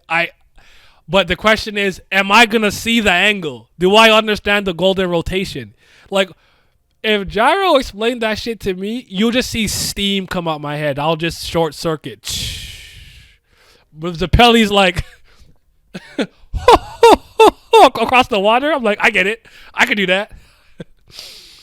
Kira, my big homie. I think part 8 Kira is very interesting in his own right too. Like all the counterparts too. Vitamin C? That battle? When he pulled up to the Hichikata mansion? Rock niggas, as Simi would call them? The rock niggas? The way Josuke bodied that nigga in broad daylight, he just murdered him with, he just straight. Stop playing with Gappy, bro. Or Joe Tusuke, whatever you want to call him. He's nice. I'm sorry. He's a better Josuke. I said it. He's the better version. The Pompadour Josuke raw, but this Josuke a little bit better, in my opinion. I think so too. But I like a lot of the stand battles when Rai is introduced him to get doggy style and seeing him kind of use his stand the way he used it, kind of similar to Jolene a little bit. I really liked the Rokaka equivalent exchange is dope. Jobin versus Josuke. The Kabutomushi? Stop playing with me. That rhinoceros beetle stand battle is goated. It's top 6, brother. It's top 6. I don't know, maybe top 10, but like it's really good. I love Speed King. I loved it. It's so good. And I really like how Jobin was moving. I think the ending for him was very fitting because ultimately he did a lot of despicable things. But I liked how he was moving, Jobin. And I like the part when his wife comes back with the nose change after she's equivalent exchange and he still like thinks she's cute and stuff. Like, I don't know. I thought it was pretty wholesome. The whole breaking the whole curse stuff with what's Paper Moon King, whatever. What's the kid's name again? That's crazy. Sudu? Whatever. But yeah.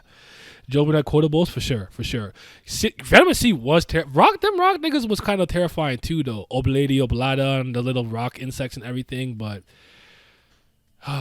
so good. Oh yeah, you could speak on why you respect Jobin's mother. Kato. It's hard for me to give Kato the full praise because I thought Kato's role was going to be so much more, but I will never, ever, ever kind of hate a mom for truly writing for their son. Where that we was getting bullied and she bodied a nigga. Or I think did he kill somebody and she helped him hide it? I just read this. What's wrong with me? But like the way that she protected Jobin was dope, and I hate how the whole family kind of treats her because of what happened. But Jobin, obviously being the recipient of her kindness, so to speak, he has a tremendous amount of respect for his mom, and I love their relationship. And I love how she comes back in the house, how contentious it gets, and she has a stand in everything too. I just thought that ultimately, for some reason, I had a belief in my head that she was the ultimate antagonist. Actually, wasn't Toru. I thought it was going to be her. To kind of get revenge on how the family treated her, especially after Jobin died, because I felt like after that she had no reason to truly care about this family, because Jobin is the only one that gave a damn about her, not even Norisuke. So I think her design's cool. I don't know, I love her. I really like Kato though, but again, she didn't end up doing what I thought she was gonna do, but she came through in the end and still kind of saved the day, so to speak. So shout out to her. But yeah, I have a tremendous amount of respect for her too. I have a pretty close relationship with my mom, and I was a mama's boy for a long time too. So I guess you could say there's a part of me that resonated with that. Like I was my mother's son. I wasn't a daddy's boy or whatever you want to call it. I was a mama's boy. But yeah, shout out. Part 8 has elite moms. Was a huge fan of Holly. Holly too. Yes. Oh, we could talk about that. Like, when Josuke is has like the rock on the stuff because of the equivalent exchange, and he's sitting there and he's just waiting for Holly. And saying that she was a real mom and did more for what his mom did to her. Remember when Josuke's mom tried to kind of abandon him? And the equivalent exchange arc where they kind of lost to Vitamin C and the rock niggas was a good arc too.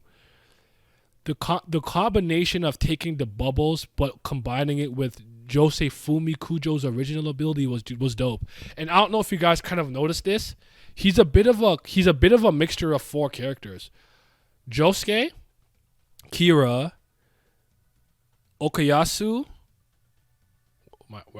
Kira, Josuke, Okayasu, and Joseph. Was it Joseph? I feel like I fucked one of them up. But it's like a combination of 4 characters, which is really interesting if you really think about it. But nah, I think he's funny. I think he's raw when he needs to be. Him can be pressured between certain things, and the kind of arc I would love Deluxe was really good. That was pretty funny, and that's my guy, bro. He had the sailor suit. His sailor suit moving me. It's goated. Steel Ball Run. I want to kind of agree with the general consensus that probably, if I go by kind of conventional writing methods, and maybe even to Araki's own standards, maybe this is the best written part. I do think the beginning is boring. I think the beginning of Steel Ball Run's kind of boring, honestly. I don't think it kind of picks up until about 16 chapters in. I got no problem with that. No problem with the slow burn. No problem with building up things, but I actually do think the beginning is kind of meh. The first couple of stand users, the Mountain Tim, they weren't really moving me like that, all things considered. But then it hits his stride, and I think it goes crazy after that. And it being this race around America on horseback is very intriguing. I did too, but yeah, I probably had Elite Moms. Or did I? Okay, so that's the last thing I saw. But Steel One has Gyro. I think Gyro is I really like Caesar though, but Gyro is the best Sapelli we've seen. I think what Araki did in a really good way in this part was extend his visual storytelling. I think it went up a notch. 2 is I think he wrote characters in tandem with their backstory, standability, and motivations I think this is him at his peak with doing that. I think he kind of made the complete, it all goes into the melding pot, like character, stand design, goals, motivation, and he wrote them to kind of seamlessly connect with one another. I think in some parts he doesn't balance it well, or he leans too much into the stand or too much into the character. But in this part, I think he had a true perfect balance of all those things. The spin being maybe the alternate version of the Ripple Haman, depending on who you ask, I think is brilliant. I think the golden ratio stuff and triangle stuff was really cool. To the point, seeing it from a different family's angle with Wika People, with his wrecking balls, with the satellites, causing the left side axia, whatever it's called, was super cool.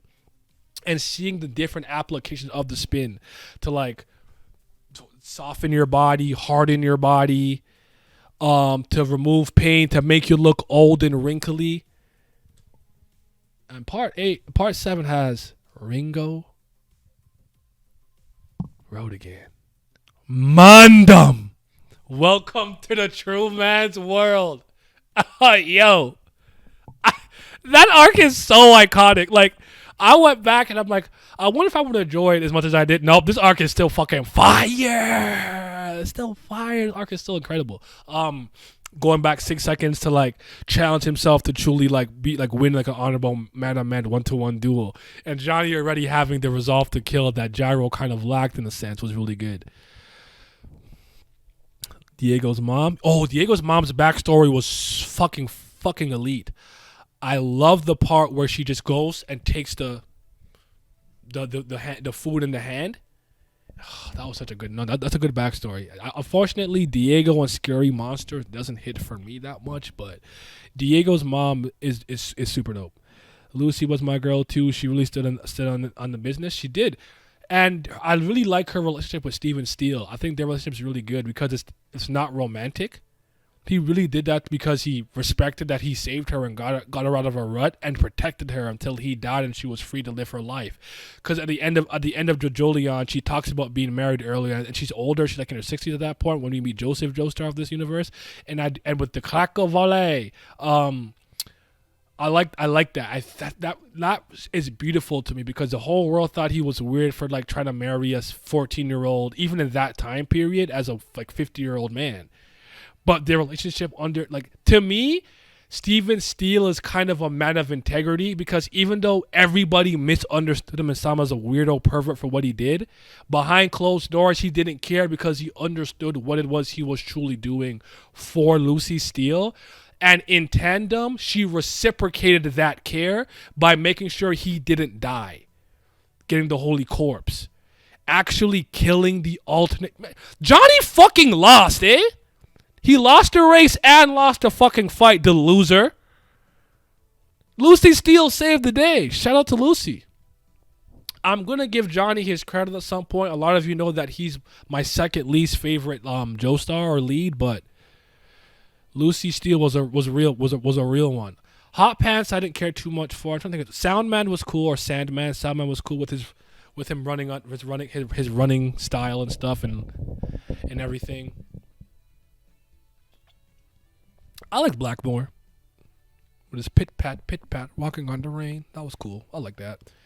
Love Train, D4C actually is not like one of my favorite parts of it. Despite you guys, we already spoke about Funny Valentine being my favorite JoJo antagonist, and Araki's kind of magnum opus from a writing standpoint as antagonists go, in my opinion at least. But D4C is one of my favorite stands too. So, who's your most hated Giorno? Yes, Giorno. I also somewhat don't consider Giorno a Joestar. I don't go too into that, but I think Giorno is the least interesting character, and I think I almost think it's on purpose though. Like I don't think he's bad, because I think sometimes when I tell people I don't like Giorno, they think I think he's a bad character. I don't.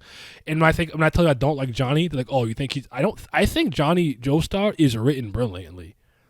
I think he's a really well written character, and I think his kind of journey as this like nice kind of kid and losing his brother to becoming an arrogant kind of dickhead asshole, doesn't care about things, and losing himself and going negative and wanting to get back to zero so he can go into the positive, and the things that he learned from Gyro across their journey in America is truly beautiful. I really mean that.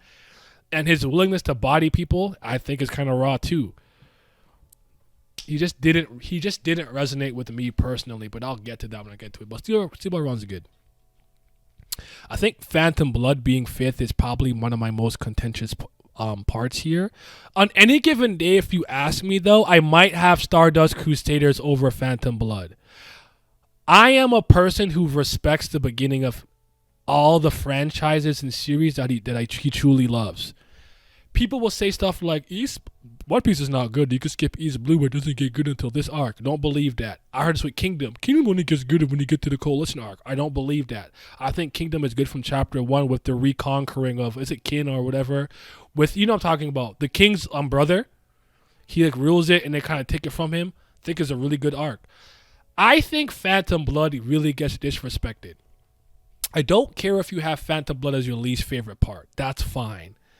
I take issue when people skip it, say it's bad, maybe say something like it's unnecessary, because I'm like, how the fuck did you get into JoJo's Bizarre Adventure if it wasn't the fact that Dio was this dickhead kid that came to this noble house and just started to wreck stuff? Dio the imposter, the invader.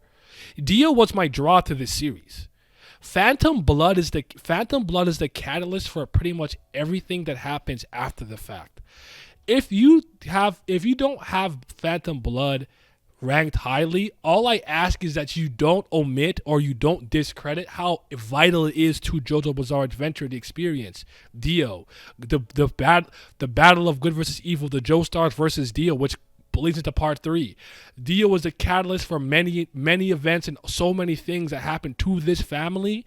And part 1, 2, 3, 4, 5, 6, and if you want to add Diego, 7 parts. He still has his hand in the cookie jar, even if he's not the main antagonist. What are we talking about here?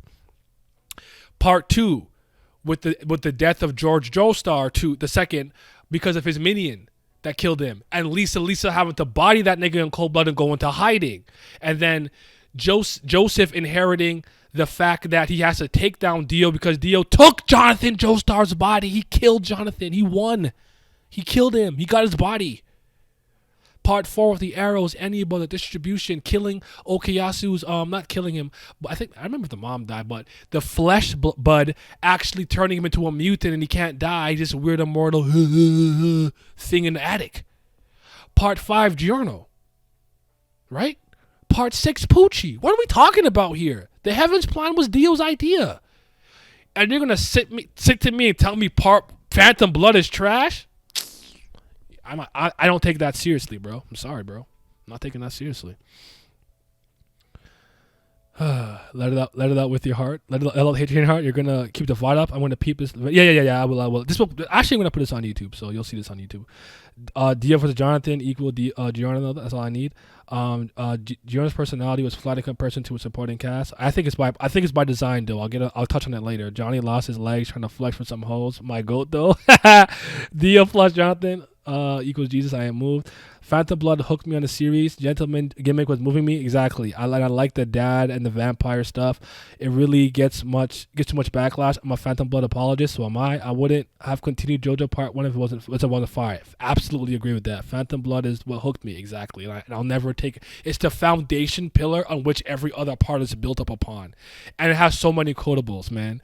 Hinjaku, monkey 난다요. I was like, yo, the freezing, vaporizing touch, the stingy ray ripper eyes, like he took Jonathan's body. I couldn't believe Jonathan died, bro. Like, iconic, bro, iconic. Just Phantom Blood's incredible.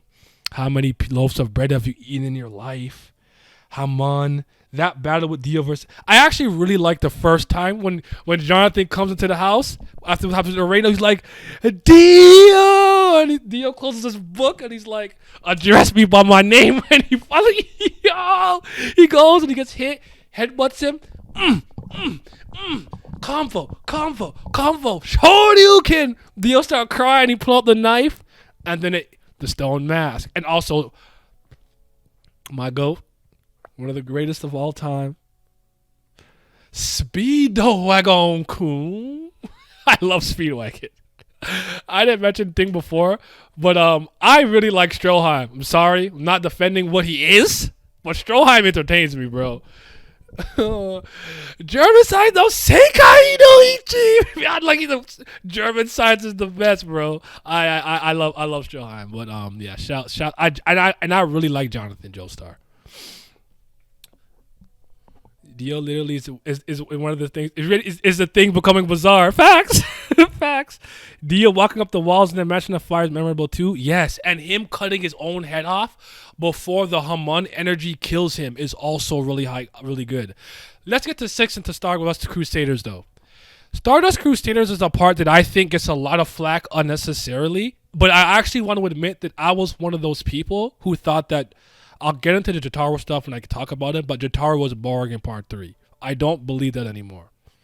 After reading Jojonium, manga theory and practice from Araki, and understanding his insight a bit more, and then revisiting the part after the fact, what it actually did was allow me to analyze whether or not the thing that he was trying to achieve, he actually did in his narrative, and I'd argue he did. If you know anything about Clint Eastwood and what he's about and some of the characters that he played and know that how Araki modeled Jotaro after him and the role that he plays in part 6 and how he sees Jotaro and why he's kind of the face of JoJo, I think part 3 makes a lot more sense. Part 3 is the introduction of stands. Stands being the new power system in JoJo Bizarre Adventure. Excuse me, more. And I think stands are fucking brilliant. I have a slight nitpick. I think Joseph being there and being the bridge of Hamon into stands was actually a really good idea. I don't think he leaned into it hard enough. Personally speaking, I think Joseph should have fought a zombie or an abomination or a vampire. This way that Polnareff and Iggy fought one. To kind of still reiterate the importance of Hamon. The flesh buds being taken up by overdrives, I get that. That's cool. Hermit Purple being a Hamon conductor, that's cool. Him trying to get Dio to hit him when he had his thing wrapped around him in Hamon energy. There's like tidbits of it there, here and there. But I would have. Here's. I don't like to rewrite stuff for authors, but here's some parts that I would have rewritten. The fight with Avdol and him versus Mariah would have that be a Joseph fight. Don't care. I have Joseph beat the first Darby brother. How does Joseph lose in a game of cheating as the cheat and a Hamon user when they're putting something in a liquid? I don't remember Hamon having a physical visual indicator. He could just, every time he put something in, use some ripple energy to make sure the water wouldn't ripple over. We saw Loggins and Messina take out the water from the thing and make it like gelatin and jiggle and wiggle and wiggle and jiggle and jiggle and wiggle. Why? Like, I just think that wasn't moving me. I think there needed to be just a bigger kind of emphasis on Hamon being obsolete so that we perfectly do lean into stands. That's what I'm saying. Joseph and Dio's little interaction kind of say that because of the world, bro, like blah blah blah yada yada. But I just personally think that he could have done a bit of a better part than that. Part 3 is obviously the prototypes for stand battles, and I argue in part 5 he is the best, has the best stand battles. But in part 4 he kind of perfects and fleshes out like the battle system. Because I do think there's shenanigans. I'm calling shenanigans in part 3. Starfinger.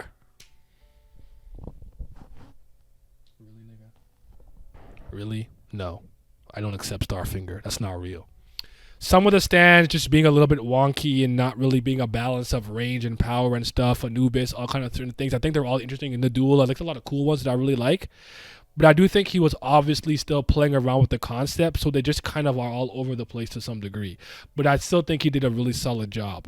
I think he handled Dio really well on this part, despite Dio not being an active threat the whole let me rephrase that. He's an active threat the whole time, which is why I think it's like he's in the background being all menacing and diabolical, even though he's not in the forefront actively trying to fight the Joestars and the Stardust Crusaders the whole time. I think they did a good job of kind of saving him for the end. And then again, in Dio's world, I think he shows out completely. I think it's awesome. I think he does. I think it was like, I think it's next to flawless, except the fact they just started fucking flying out of nowhere and they never do that shit again. But it's cool, so I'm gonna let it rock. Why were they flying? I don't know. But anyways, Starfinger gone to Jump Force though. Starfinger is also a move in JoJo's Bizarre Adventure All-Star Battle, but I'm just saying, like, I kind of like, I put the power. I was like, I don't know about that one. I think it's I don't know. I think it's a concept and idea that he dropped. That's all I'm saying. But Shell Star Platinum. I do think people take issue with Dio and Jotaro having the same stand, but when I think about the bloodline stuff and maybe him awakening his stand through Jonathan's body and stuff like that, and there being a heritage lineage factor that plays a big part into stand and stand awakenings and stand types, I'm okay with it. But I do understand if someone thinks it's a bit of a cop out. But that battle's incredible. I actually think the part about that fight that bothers me the most is Jotaro stuffing himself with notebooks. That's actually probably the part to me that I was like, oh, that's not moving me, but I will keep it pushing. Everything else I kind of liked. Him stopping his own heart, him tricking Dio with the magnets, and then getting him close to punch a hole through him. All really good. I really, really, really love Kyakuin's death scene and how he passes on the message to Joseph, who then passes it on to Jotaro about Dio's ability to stop time. He summons like the last vestiges of his vitality and life force to send one final Emerald Sapurash, and it hits the clock. And Joseph's like, he wouldn't do that for no reason. What's the reason? He hit the clock and it stopped the clock and the clock stopped moving. He could stop time. I'm like, that was so well done. I love that shit. That was so good, bro. That was so good. So you never thought about the manga using to? You never thought about using manga to protect you from knives? From knives? Nope, I haven't. Just messing around. Jotaro and Dio are flying for no reason, and seeing so many people try to cope, explaining how they aren't flying. Oh, I think some people say they're like, it's like extended jumps, and they're like punching off the. I don't know about that, but if that's the copium you need, they're flying to me. I'm just okay with it. Like I'm not gonna look you in the eye and tell you I think it's anything different. Them niggas was flying as far as I'm concerned, but maybe there were very high jumps with very low, very long descents. Okay, their stands also got a yellow energy like their Super Saiyans. There's that too, but I don't mind that. I think it would have hit more if Dio didn't have it until he was Super Dio from Joseph's blood. But yeah, Stardust Crusaders is really dope, man. Really dope. I can go into greater detail about so many. Maybe one day I make a things I like and dislike about each part about JoJo one day, or I'll stream about it. But we gotta keep it pushing. I'm sorry for my Diamond is Crash people. Diamond and Crash has a lot of my favorite things in general. Rohan and Heaven's Door, one of my favorite characters. I've watched and read all of the Thus Spoke Rohan Kishi-based side stories and Rohan at the Louvre or whatever and stuff like that. Rohan and Heaven's Door are one of my favorite things in JoJo. I love him. I think Part 3 truly introduces the idea of utility stands and stands that are not meant for combat, which plays into the idea that I truly believe that super geniuses in the world of JoJo are stand users, like Leonardo da Vinci. There's certain statements and lines that prove this to be true. But I mean it in the sense that I believe that in the universe of JoJo, a person like Michael Jordan was a stand user. I really mean that. I'm not kidding. Usain Bolt, a stand. I want you to think like the cream of the crop, the absolute peak and top of their professions. I think they're all stand users. I really believe that. Antonio, I think his name's Tonio, the chef in Part 4, I think it's just a genius level chef, a prodigy chef, and that's why he has that cooking stand. Aya, she's a genius level cosmetic surgeon. I think that's why she has Cinderella, whatever the case is. So I think this part introducing those things was really dope. I love it. I think Kira and Josuke are incredible foils to one another, even down to their stand abilities. I love that shit. I think it being a more small-scaled, contained skirmish, if you will, that like Kira wins, he just continues to like be a serial killer, which is still bad, but he's not trying to take over the world. If Cars wins, Cars takes over the world. Dio wins, Dio takes over the world. Kira's trying to live a low-key life and just carry some bitch's hands with him around, like. He's moving different, you know. Shout out to Dwang. Yeah, Dwang. Chew. What a beautiful Dwang Chew. Kakuin is the top 5 Joe bro. Kakuin, I was low on, and I'll become higher and higher on the more I think about him. I think Kakuin is somebody that I underrated way too much in my life, honestly. I can understand the logic. I like it. Tony Hawk and Michael Jordan are most definitely stand users. Yes, that's exactly how I'm seeing it. Cristiano Ronaldo and Messi are stand users. You know, like Pele was a stand user. Like I truly believe that in the universe of JoJo there would have been that. If anything, if we're talking like maybe really early geniuses, perhaps they were like. They had high aptitude for stands and maybe high aptitude to be very powerful Ripple users, but I won't go into all that. But I kind of think that in a weird way, Part 4 was kind of boring. We're just chasing around this serial killer. And it's cool. It's so well done, meticulously done. I really like the toy soldier stand things. Okayasu's brother Nishimura was his name. I love Red Hot Chili Pepper. That was really dope. Joseph and don't take this the wrong way. I don't like rag on Joseph the way that other people do in this part. But it's very hard to see your kind of favorite Joestar in that old, not senile, but old role that way. Especially when you think to yourself, I think Part 3, a death from in Part 3 would have been a fine send-off, all things consider. But I think it's because he's a Ripple user. Seeing him old and decrepit doesn't move me. Because Lisa was 50 and she was looking delicioso. Pele is a stand user. Yep. I could see why people say that, but I had a lot of fun because of how different it was. Hayato fucking moved me. That kid is the GOAT before Emporio. I agree with that. Hayato was really good. Bites to Dust arc is really good. Resident Rohan really good. Koichi is really good. I think that as much as I think Jotaro's still a really good character in part 3, I think Jotaro's a much better character in the latter parts, part 6 and in part 4 especially, when he's more in that older mentor role and he's kind of calmed down. He's not in that delinquency adolescent stage. I think he comes across as such a much more palatable character from top to bottom that people that I know that don't enjoy Jotaro in part 3 love Jotaro in part 4. And there's small instances of nuanced stuff that I really like about part 4 Jotaro in contrast to Josuke. That's really cool. Remember the rat? The rat with the flesh, the little flesh stand? Jotaro catches that flesh, whatever, to see what happens, and Josuke dodges it, just to show you a contrast in how their mind works. Maybe because he's a marine biologist and he wants to understand things on a deeper level. Where Josuke's like a teenager, and his is more like oh no, don't touch me, ew, what the fuck's that? And he's like, what is this? Damn it, I'm melting. Josuke, can you heal me? Really, really, really cool stuff. And his moment with Kira, when Koichi did what he did, kind of the sheer heart attack stuff, was such a good moment for him. The way that he fucking fucked him up, despite being kind of on death's door, was incredible. S-H-I-T. Okay, master. Let's kill the hoe. Beachy. Koichi.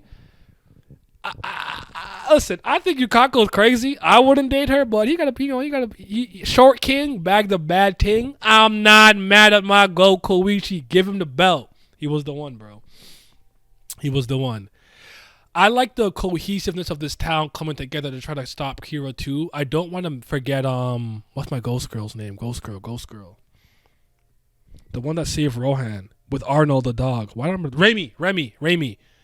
I like her too. And the alleyway with the thing that leads into the Dead Man Wonderland stuff with Kira is all stuff too. I read all the side stories, so I'm like a super JoJo like nerd. I read all the side stories and I own a lot of it too.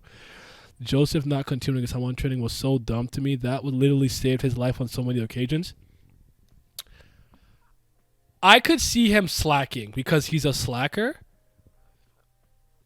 But I don't know. I could never let myself I don't know, man. Because even look at how Strace looked at 70.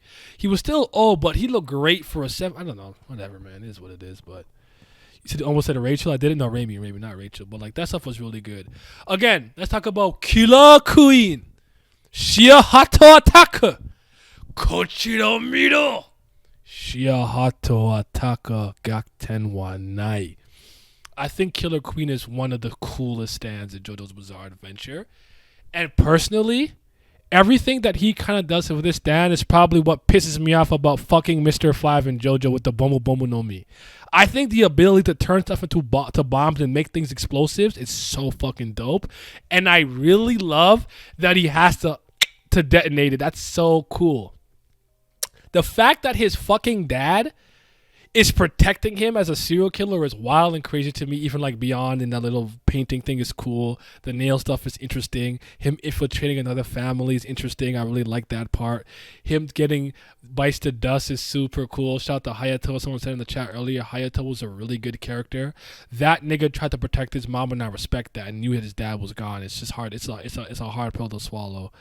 But great part, man. Great part. I'm trying to think of anything I'm forgetting.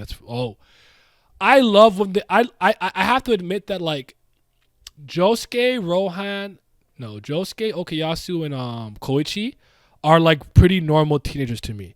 Josuke part 4 is not one of my favorite Joestars, but I do really like that he comes across to me as a genuine regular teenager. He's mad when he needs to be, he's goofy when he needs to be, and he tries to make a little bit of money to get a little drip. Them trying to use Harvest to like get the little lottery tickets, and like him trying to get some money off Rohan because Rohan got bread, he got yen stacked up to the ceiling.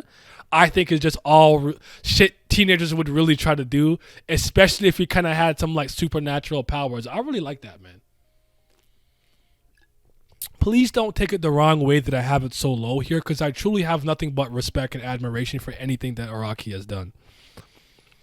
And then we reached Vento Guerrero Golden Wind, which I believe is comparatively the worst part of JoJo's Bizarre Adventure.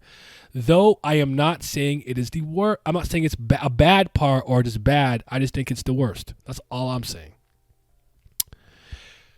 And it's very unfortunate because I believe Part 5 has a lot of the things that I believe are the best. I think they have the best minor antagonist group. I do not think La Squadra is topped by any other general minor antagonist. I can see somebody making a solid case for Steel Ball Run with who their president sends after them, and I'm not mad at it, but I don't agree. I don't think there's any misses from Melone Di Molto getting bit by the snake and dying. From, you guys know how much I love the Grateful Dead with Prosciutto and Pecci. Mamoni, like, oh, I love them. Giacchio, with White Album and White Album Gently Weeps. Bonjour mon coeur, how are you? White Album Gently Weeps. Risotto getting robbed because of Narancia coming through. Like, I think Part 5 does so much really well. Even Chocolata and what was the other dude that wears the stands that was in the ground? I can't remember his name. He recorded stuff. Like, I truly believe this part has the best minor antagonist, and I don't think it's close, personally. But I see a case for Steel Ball Run. I think I could see somebody saying maybe the trio of Josuke, Koichi, and Okayasu, and perhaps the Stardust Crusaders. But I even think because these guys are in the Mafia, Passione, the group that we follow, are the best tight-knit group of protagonists that we follow in JoJo's Bizarre Adventure. I mean that. I think, Abacchio, Bruno, Giorno, my son Narancia, Fugo for a spell, Trish when she comes along and stuff like that. Like, I think they're great. Green Day is really good. Green Day always, I think that they're a really good group. Like, I love it. And a lot of them have known each other for some years, so I think it's really good. I actually think that what Miles said earlier is well taken. I really think this has the best stand battles. Green Day Oasis being really good. I really like the one with Tizanio and Squalo, when Narancia has to find out who's attacking them with the carbon dioxide radar stuff. Was his name Prosciutto? The one with little feet or tiny feet? The one who could turn stuff small. And he assassinated the dude by putting a tiny vehicle in his drink. Then when he left and walked out of his range, the car grew out of him and killed him. The way that dude uses his stand is effing masterclass, because I low-key think it's kind of trash. So shout out to him. That stand and battle with Narancia was really, really, really good. Forare?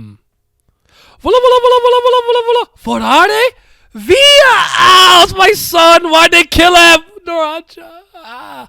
I like Moody Blues. Moody Blues is one of the coolest utility stands in JoJo's Bizarre Adventure, in my opinion. I like how it works and how it's utilized and how they figure out certain stuff with it.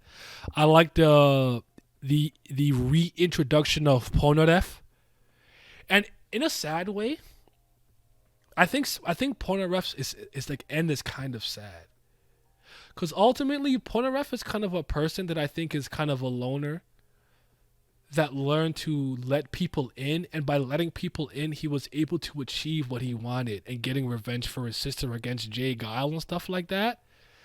And then he just ends up alone again, isolated, hiding from Diavolo, and it's kind of sad. I don't know. It makes me sad. And then becomes a fucking turtle, I guess. So there's that too. And shout out Doppio, but yeah, man. It's just Part 5's ending, I just think is not good. I'm kind of not a fan of Gold Experience Requiem, to be honest, and its ability I think is effing broken. I don't like the stupid ball and everyone seeing it from a different angle and the shadow behind you, so you gotta break it from a certain angle. That really and truly did not move me. So I didn't like that. I don't like that when it was Diablo's turn to show out. Silver Chariot Requiem body swapped everybody, so we didn't even kind of get to see him in action in his own body. I thought that was kind of lame, personally speaking. So again, I just think that this part it fizzles out. It ends with a whimper and not a bang, and that just kind of hurts it overall for me. So yeah, let's get to the last section of this stream. And let's talk up. Actually, is there anything else I want to say about that? Nah, I'm good. I think I'm gonna part 5. I like Trish. Oh, Notorious B.I.G. That's what we're gonna bug about. I think Notorious B.I.G. is funny. And if you think I'm bugging, tell me I'm bugging. How the fuck did that nigga know he had a stand ability, or that his stand ability did that, or that it only works when he's dead? Like, what? How could you even pilot test that? Like, I gotta die for this stand to work? I think Notorious B.I.G. is one of the funniest stand concepts that exists in the JoJo's universe, to the point that they didn't beat it. They unleashed an unkillable, unseeable fucking stand in the ocean that's just gonna kill a bunch of people. That's so fucked up. But shout out to Trish. Because this was one of the first arcs that you had to see them fight without Giorno or kind of Butchart. Well, I don't know if Butchart was in. Giorno that way was interesting. So yeah. He's like, no, you're not bugging. I questioned that myself. Okay, I'm like, what? How do you even know? That works? Oh, Black Sabbath is underrated. With the fucking Jabba the Hutt guy. What's his name again? He makes you a capo or whatever. I don't remember his name, but the big guy in jail who lets you into Passione. I think Black Sabbath is also underrated. And again, Bruno Bucciarati, I think is the best Joe Bro, and he was really dope.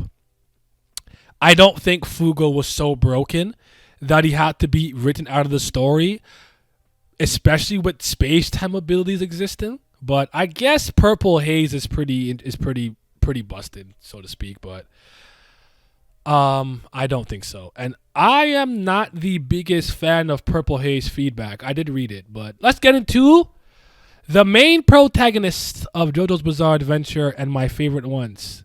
So I got Jolene Cujo at 1, Joseph Joestar at 2. On any given day, those can swap. Just ask me. I might have Joseph at 1, Jolene at 2. Joseph Fumikuji or Joe Tusuke of Part 4, Josuke Gappy as 3.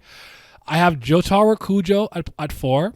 And Jonathan Joestar at 5. On any given day, I might swap those two as well, so that's not concrete locked in. I got Part 4 Josuke Higashigata at 6. Johnny Joestar at 7. And Giorno Giovanna at number 8. And let's go through the explanation, starting with Jolene and Joseph. Jolene! I love that moment in Stone Ocean. Fugo left the bet fits my mouth. I just didn't like how that went down. Same. I hear you. I never liked that answer. Don't quote me, but I think it's because Rocky was too sad to have to give him the fight Fugo. I think if I remember correctly, don't quote me on this because again, it's been a while since I looked at this. I think Fugo was supposed to be the traitor or the informant. And part of the reason Araki kind of wrote him out because he thought it was too sad for them to fight against somebody that they know like that. But also, I recall statements of him saying that he thought the stand was too powerful and for what he wanted to do, Fugo would negate a lot of stuff. But I do think that Fugo also has one of those stand abilities that can't really differentiate between friend or foe. So I thought you could have played with that concept. I think he sold himself short with Fugo. I would have liked to see him stay there a bit longer, but I feel it. Jolene and Joseph are number 1 and 2 because they entertain me the most above anything. So I'm going to get to some details and stuff, but I think Joseph Joestar is a fucking treat to follow. Nigerundayo, Smokey! Oh no! Holy shit! Oh. Pulling out the Tommy gun, the grenades, telling that bitch, I don't care about that bitch, and Straits pulls out the ear, her molar. And it actually triggers him. He blocks it with the fucking Hamon. He got natural aptitude. The fact that he cares about Speed, Wagon, and his grandma Arena so much because that's his only true family to him. right? Do you guys remember that when he's 13, they get hijacked by some plane people, and he doesn't really care until they hit him, and he bleeds on the sweater that Arena Joestar gave to him, and he loses it, and he crashes the plane and saves him and Speedwagon, and the fact that he goes to fight Santana and breaks into a German military facility with him also trying to be a girl, and him. That was so funny. Him trying to look like a girl. That was so funny. He's like, "You calling me fucking ugly?" that was great. To save Speedwagon, I think it goes. I think how much he cares for his grandma and Speedwagon and like his family to some degree, it goes a little bit under the radar. Honestly, he really cares about them to the point where it's like making Granny or Reina distressed by the thing that you told her about Speedwagon's kidnapping with that one guy when he defended Smokey. Also, my guy's anti-racist in a time where racism was prominent. Just love him. He don't fuck with the cops. He said fuck 12. He popped the Coca-Cola bottle on him. The man tells you what you're going to say before you say it. Like, nigga, what more do I gotta say? He's so raw. Crack Cavole, Rebuff Overdrive, him and Caesar being a great duo. I love Joseph, man. I love him. I heard a trader thing too. I wish that he had just said the proper resolution at least. Yeah, to me it was extremely jarring for him to just leave like the way he did. I agree with that, but well, what could you do? You can't cover spilled milk. It is what it is. What happened, you know. So yeah, I think Joseph's really incredible. He's so many of my favorite moments. I even like in his part of the chariot battle, he's throwing the rocks towards Ramu's cart and it stops him from moving for a bit. And when he says that he's not going to be picky about how he wins a fight in a life and death battle, I think it's amazing. And I love how he baits Wamu into wanting to fight him. I love that. It's so good. So shout out to Joseph. Jolene, I think, is a really interesting blend, in my opinion, of Joseph and Jotaro. Because I think she's funny and quick-witted. And she's raw like Jotaro. She flipped somebody off in every style. She said like what? Nepalese, American, whatever. Like that's so gangster. And she's so raw when she needs to be. But she's also kind of a funny, adorable little goofball at some points where she like kind of just spoils certain movies. Like this is Johnny Depp is like not real, and this is how the movie ends and stuff like that. And like forgetting her panties when she was under jailhouse lock and everything. But again, she has some of my favorite stand battles, favorite moments, and I think Jolene is an absolute joy and treat to follow.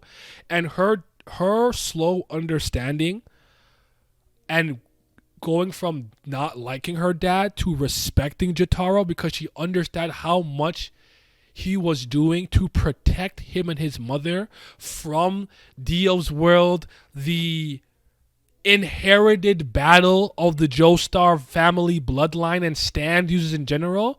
Her slow realization to that is so good to me because it goes from his hatred to respect to doing anything she can to save her dad, and him coming back to save her, and him ultimately, despite spending so much time ultimately doing what he always did and kind of choosing his family first and dying to save Jolene, even at cost of the world. Because I believe Jotaro believed that Jolene could save the world in his stead. So good.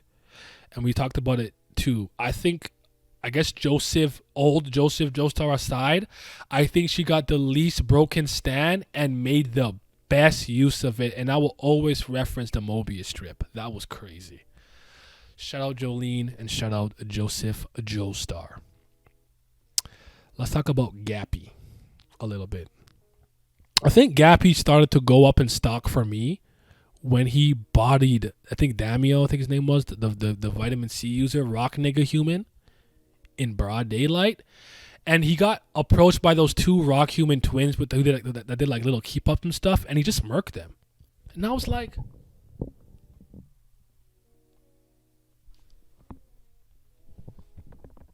just like that? Just like that? Straight up daylight murder? He's raw. He's raw.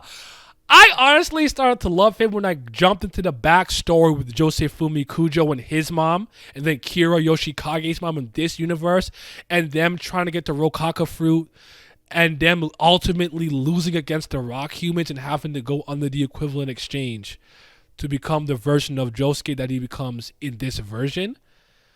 I think it's all really brilliant, and how far he was willing to go for his surrogate mother, or whatever we want to call her, godmother, so to speak. I think it's so good. I think his relationship with Yasuo is one of the best romantic relationships in the series. I really like it. I think Soft and Wet Go Beyond especially is one of the best stands that a main JoJo got. I think Soft and Wet is so effing dope. I love the sailor hat, sailor uniform. Fabulous midriffs. We showing our abs, our midriffs are out. And I think the way he utilizes his stand is effing brilliant too. I just think he's so cool to me. And I honestly, for whatever reason, find him slightly more interesting than the fourth part Josuke.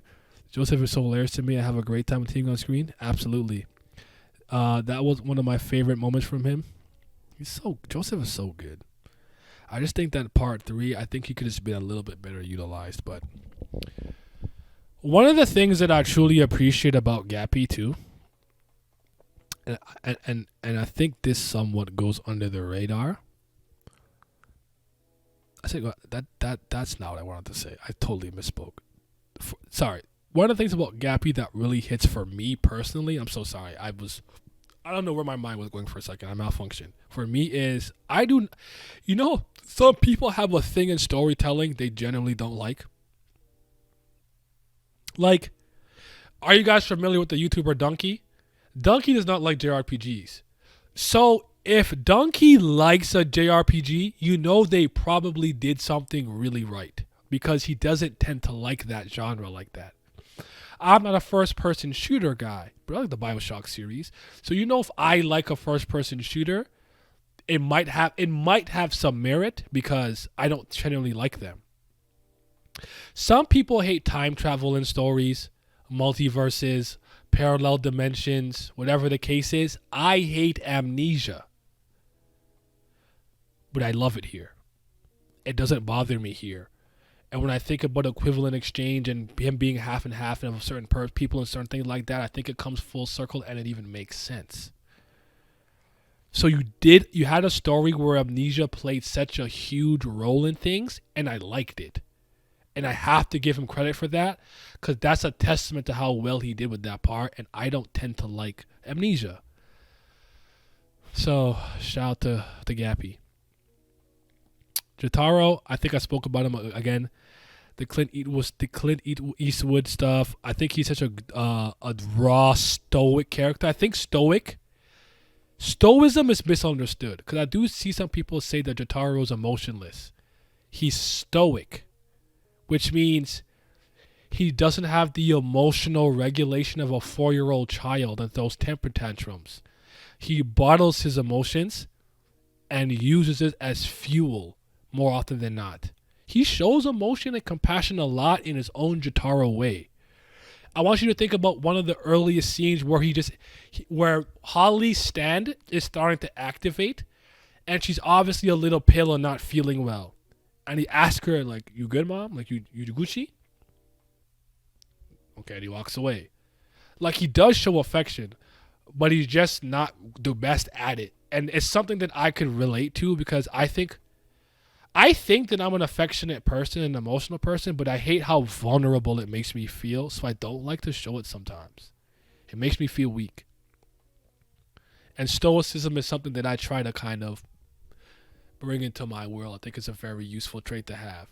But he's just rawness and swag personified too. Like, his outfit and design is iconic. Star Platinum and Aura and things he does iconic. He's the first person to have like a multiple page beatdown, in a sense. I think he has a 7-page aura, and I think he has like a 9-page Muda. He's just writing down, okay, you took my watch, you fucking with my grandpa, you stole this, you haven't beat my ass, almost chopped my hand off. Steely Dan. And when it was time. And he just laid it to him, and then, do you understand? To Yellow Temperance, like he has all these moments that are so effing raw that I really like, and I don't know what it is about this exchange, but I love it.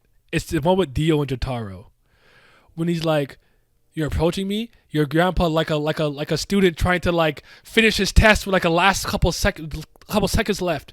Told you what I can do, and yet you're approaching me." He's like, "I can't beat your ass if I don't get close." I'm like, yo, he's so cold.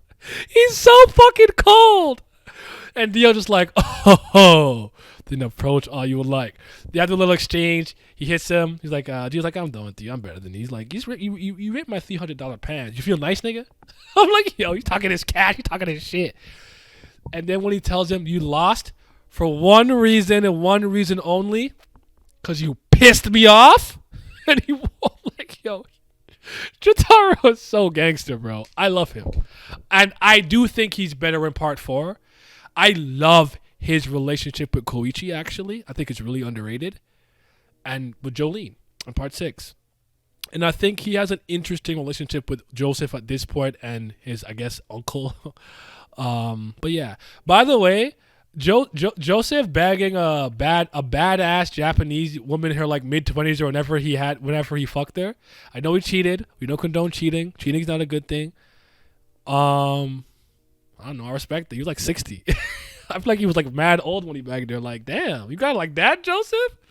Joseph was a very flawed man. And I like flawed characters because I think human beings are flawed. So I can, Jonathan Joestar. Jonathan Joestar, I have a tremendous amount of respect for, solely due to the fact that I just truly believe he's an embodiment of his time period and upbringing and social status, financial status. And his character just makes perfect sense to me. So even though it's kind of straight-laced and I'm a noble and proper gentleman and it doesn't move a lot of people, it just makes so much sense to me. It's hard for me to be mad at it. He's rich.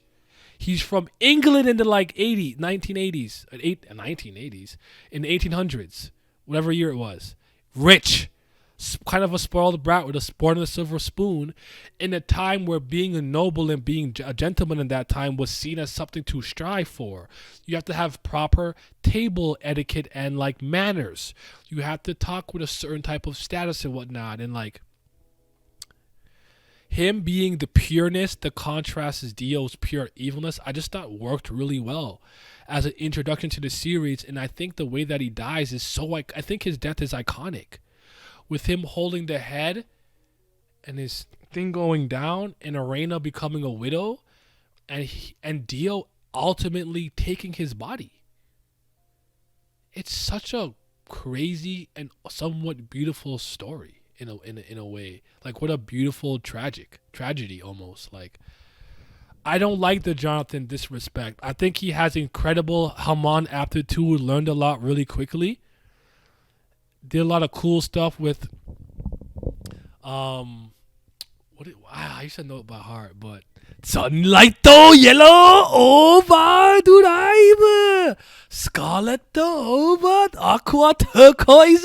That stuff with Tarkus, pluck and luck, him getting the respect of them later on. Oh no, maybe Tarkus was the one he had the chain battle with the other guy. I can't remember his name, the other zombie. Tarkus and what? Damn it. Anyways, I like that battle with the chain thing in the execution chamber. That was pretty cool. Lot to like there, man. Lot to like. Sorry. Dio's Tatar was so raw and it plays the plays. Remember when Dio was so cautious that he was doing the extra shit to make sure Jotaro was dead? Then he jumps like a cat when Jotaro was scratching the ground. I was crying. Like because Dio, in a sense, lost or has so much respect for Jonathan's bloodline, he's like, these guys have tremendous luck and survive a lot. I gotta decapitate him just for my own sense of security. You're right. That's a good point. Jonathan is perfect for starting the series. I heart him and his journey. 100% agree. I kind of spoke about Josuke being like a regular teenager. I like him for that. I like the hair gimmick. I really wish we learned who his kind of savior was when he was sick and stuff, but that would have been cool. I think the anger he has towards Joseph for a little bit, but then Joseph during the Shizuka Joestar when the invisible baby stuff gained respect to him is a pretty underrated moment. And I love that he arguably gave Angelo, the person who killed his grandfather, a fate worse than death by turning him into like one of like the Angelo Stone. That was really good. But his design, I really don't have much to say about him. I think he has a great design. I think he has a great stand.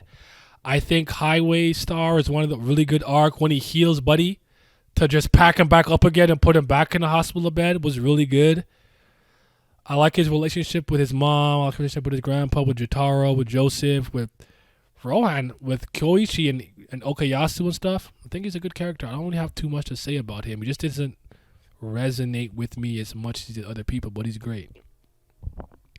Johnny's the one that I want to get to because I think this is one of my most, contentious takes. It's pretty polarizing. And I'm going to start by saying something even more polarizing. He crippled. He can't walk. Now, there's nothing wrong with that. I am privileged enough to be able-bodied. I'm not going to act like that's not a thing, but he can't walk. Like, just stop moving me. Like, walk, nigga. Like, he walks later, I know. Don't know if that perfectly makes sense. I saw it coming, so it didn't bother me, but he walks later, but he's, like, not walking the whole series. And I was like, that's not moving me. I think his design's fine. I don't love it or hate it. His design's cool and everything, but Johnny's a character that, like, I don't like him as a person. So I don't like him. I think he's greatly written. I think his character arc from going to negative, maybe the positive to negative to zero to positive again is really, really whatever. But I want to give him credit because I personally believe his coup de grace and saving grace and awesome moment is in JoJo. What he does with the Holy Corpse to save his fucking family. I love that moment for me. Johnny Joestar's send-off is legendary. I love that shit. That, to me, is his best moment. And it's not even in his own part. It's in JoJo. And I really mean that. I also am like, this guy lost the race. And he lost the Dio. Alternate version Dio or whatever. That's a hard fight to win. Don't get me wrong, but like even win, this is like this guy lost. I don't know if I respect it. You know what I'm saying? But yeah, Johnny in Civil War I like. Johnny has moments that I like, and I like his willingness or his unwillingness or no hesitation to kill, but sorry to say, he just did not resonate with me personally that he did the way he did with other characters. But please don't let that take away from how good of a character he is and how great he complements Steel Ball Run and I guess Gyro. But also, I do think he gets outshined by Zappelli in his own part. I think Gyro completely outshines him in almost every conceivable manner. Also, shooting nails is not that cool in my opinion, but the spin is. And last and certainly least, we get to Giorno Giovanna. Gio. Not Jojo. Gio. Giorno Giovanna is the most boring lead to follow. I think every character to some degree, like I think Bucciarati is kind of the responsible head. Abacchio kind of to a certain degree, but he has like I would argue an underlying anger and rage to him. Narancia's like an idiot kid. Fugo's kind of an idiot kid in his own way, and Trish is like the newcomer, kind of introverted girl, maybe so to speak. Mista's kind of an idiot kid too. I think Giorno's there to be a balance between all of those personalities because Giorno's pretty straight-laced, straight-faced, just... Oh yes, Gold Experience Requiem. I make parts. Here's a new eyeball.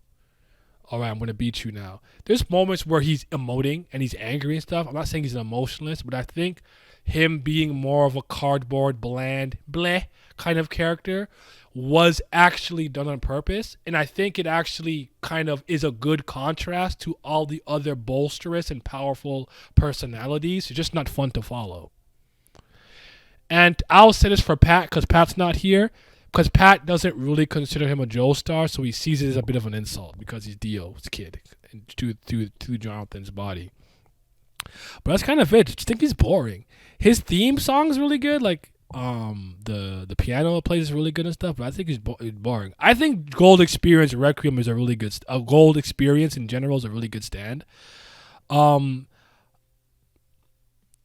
don't like the color scheme that much, personally speaking. I don't like the color schemes that much, but Gold Experience is cool. Again, you don't hate him. He's not a bad character. His 9-page Muda, I think it was, against Chocolata or whatever, was really good. But yeah, you don't have the mental capacity to even fathom the deepness of his character. That's someone's gonna type that out. But yeah, I don't blame people for feeling that way. It just never bothered me, and that's totally fair. But you kind of have a pretty general overlying feelings of what I think about the general main antagonist in JoJo's, the main protagonist, and the main parts in JoJo's.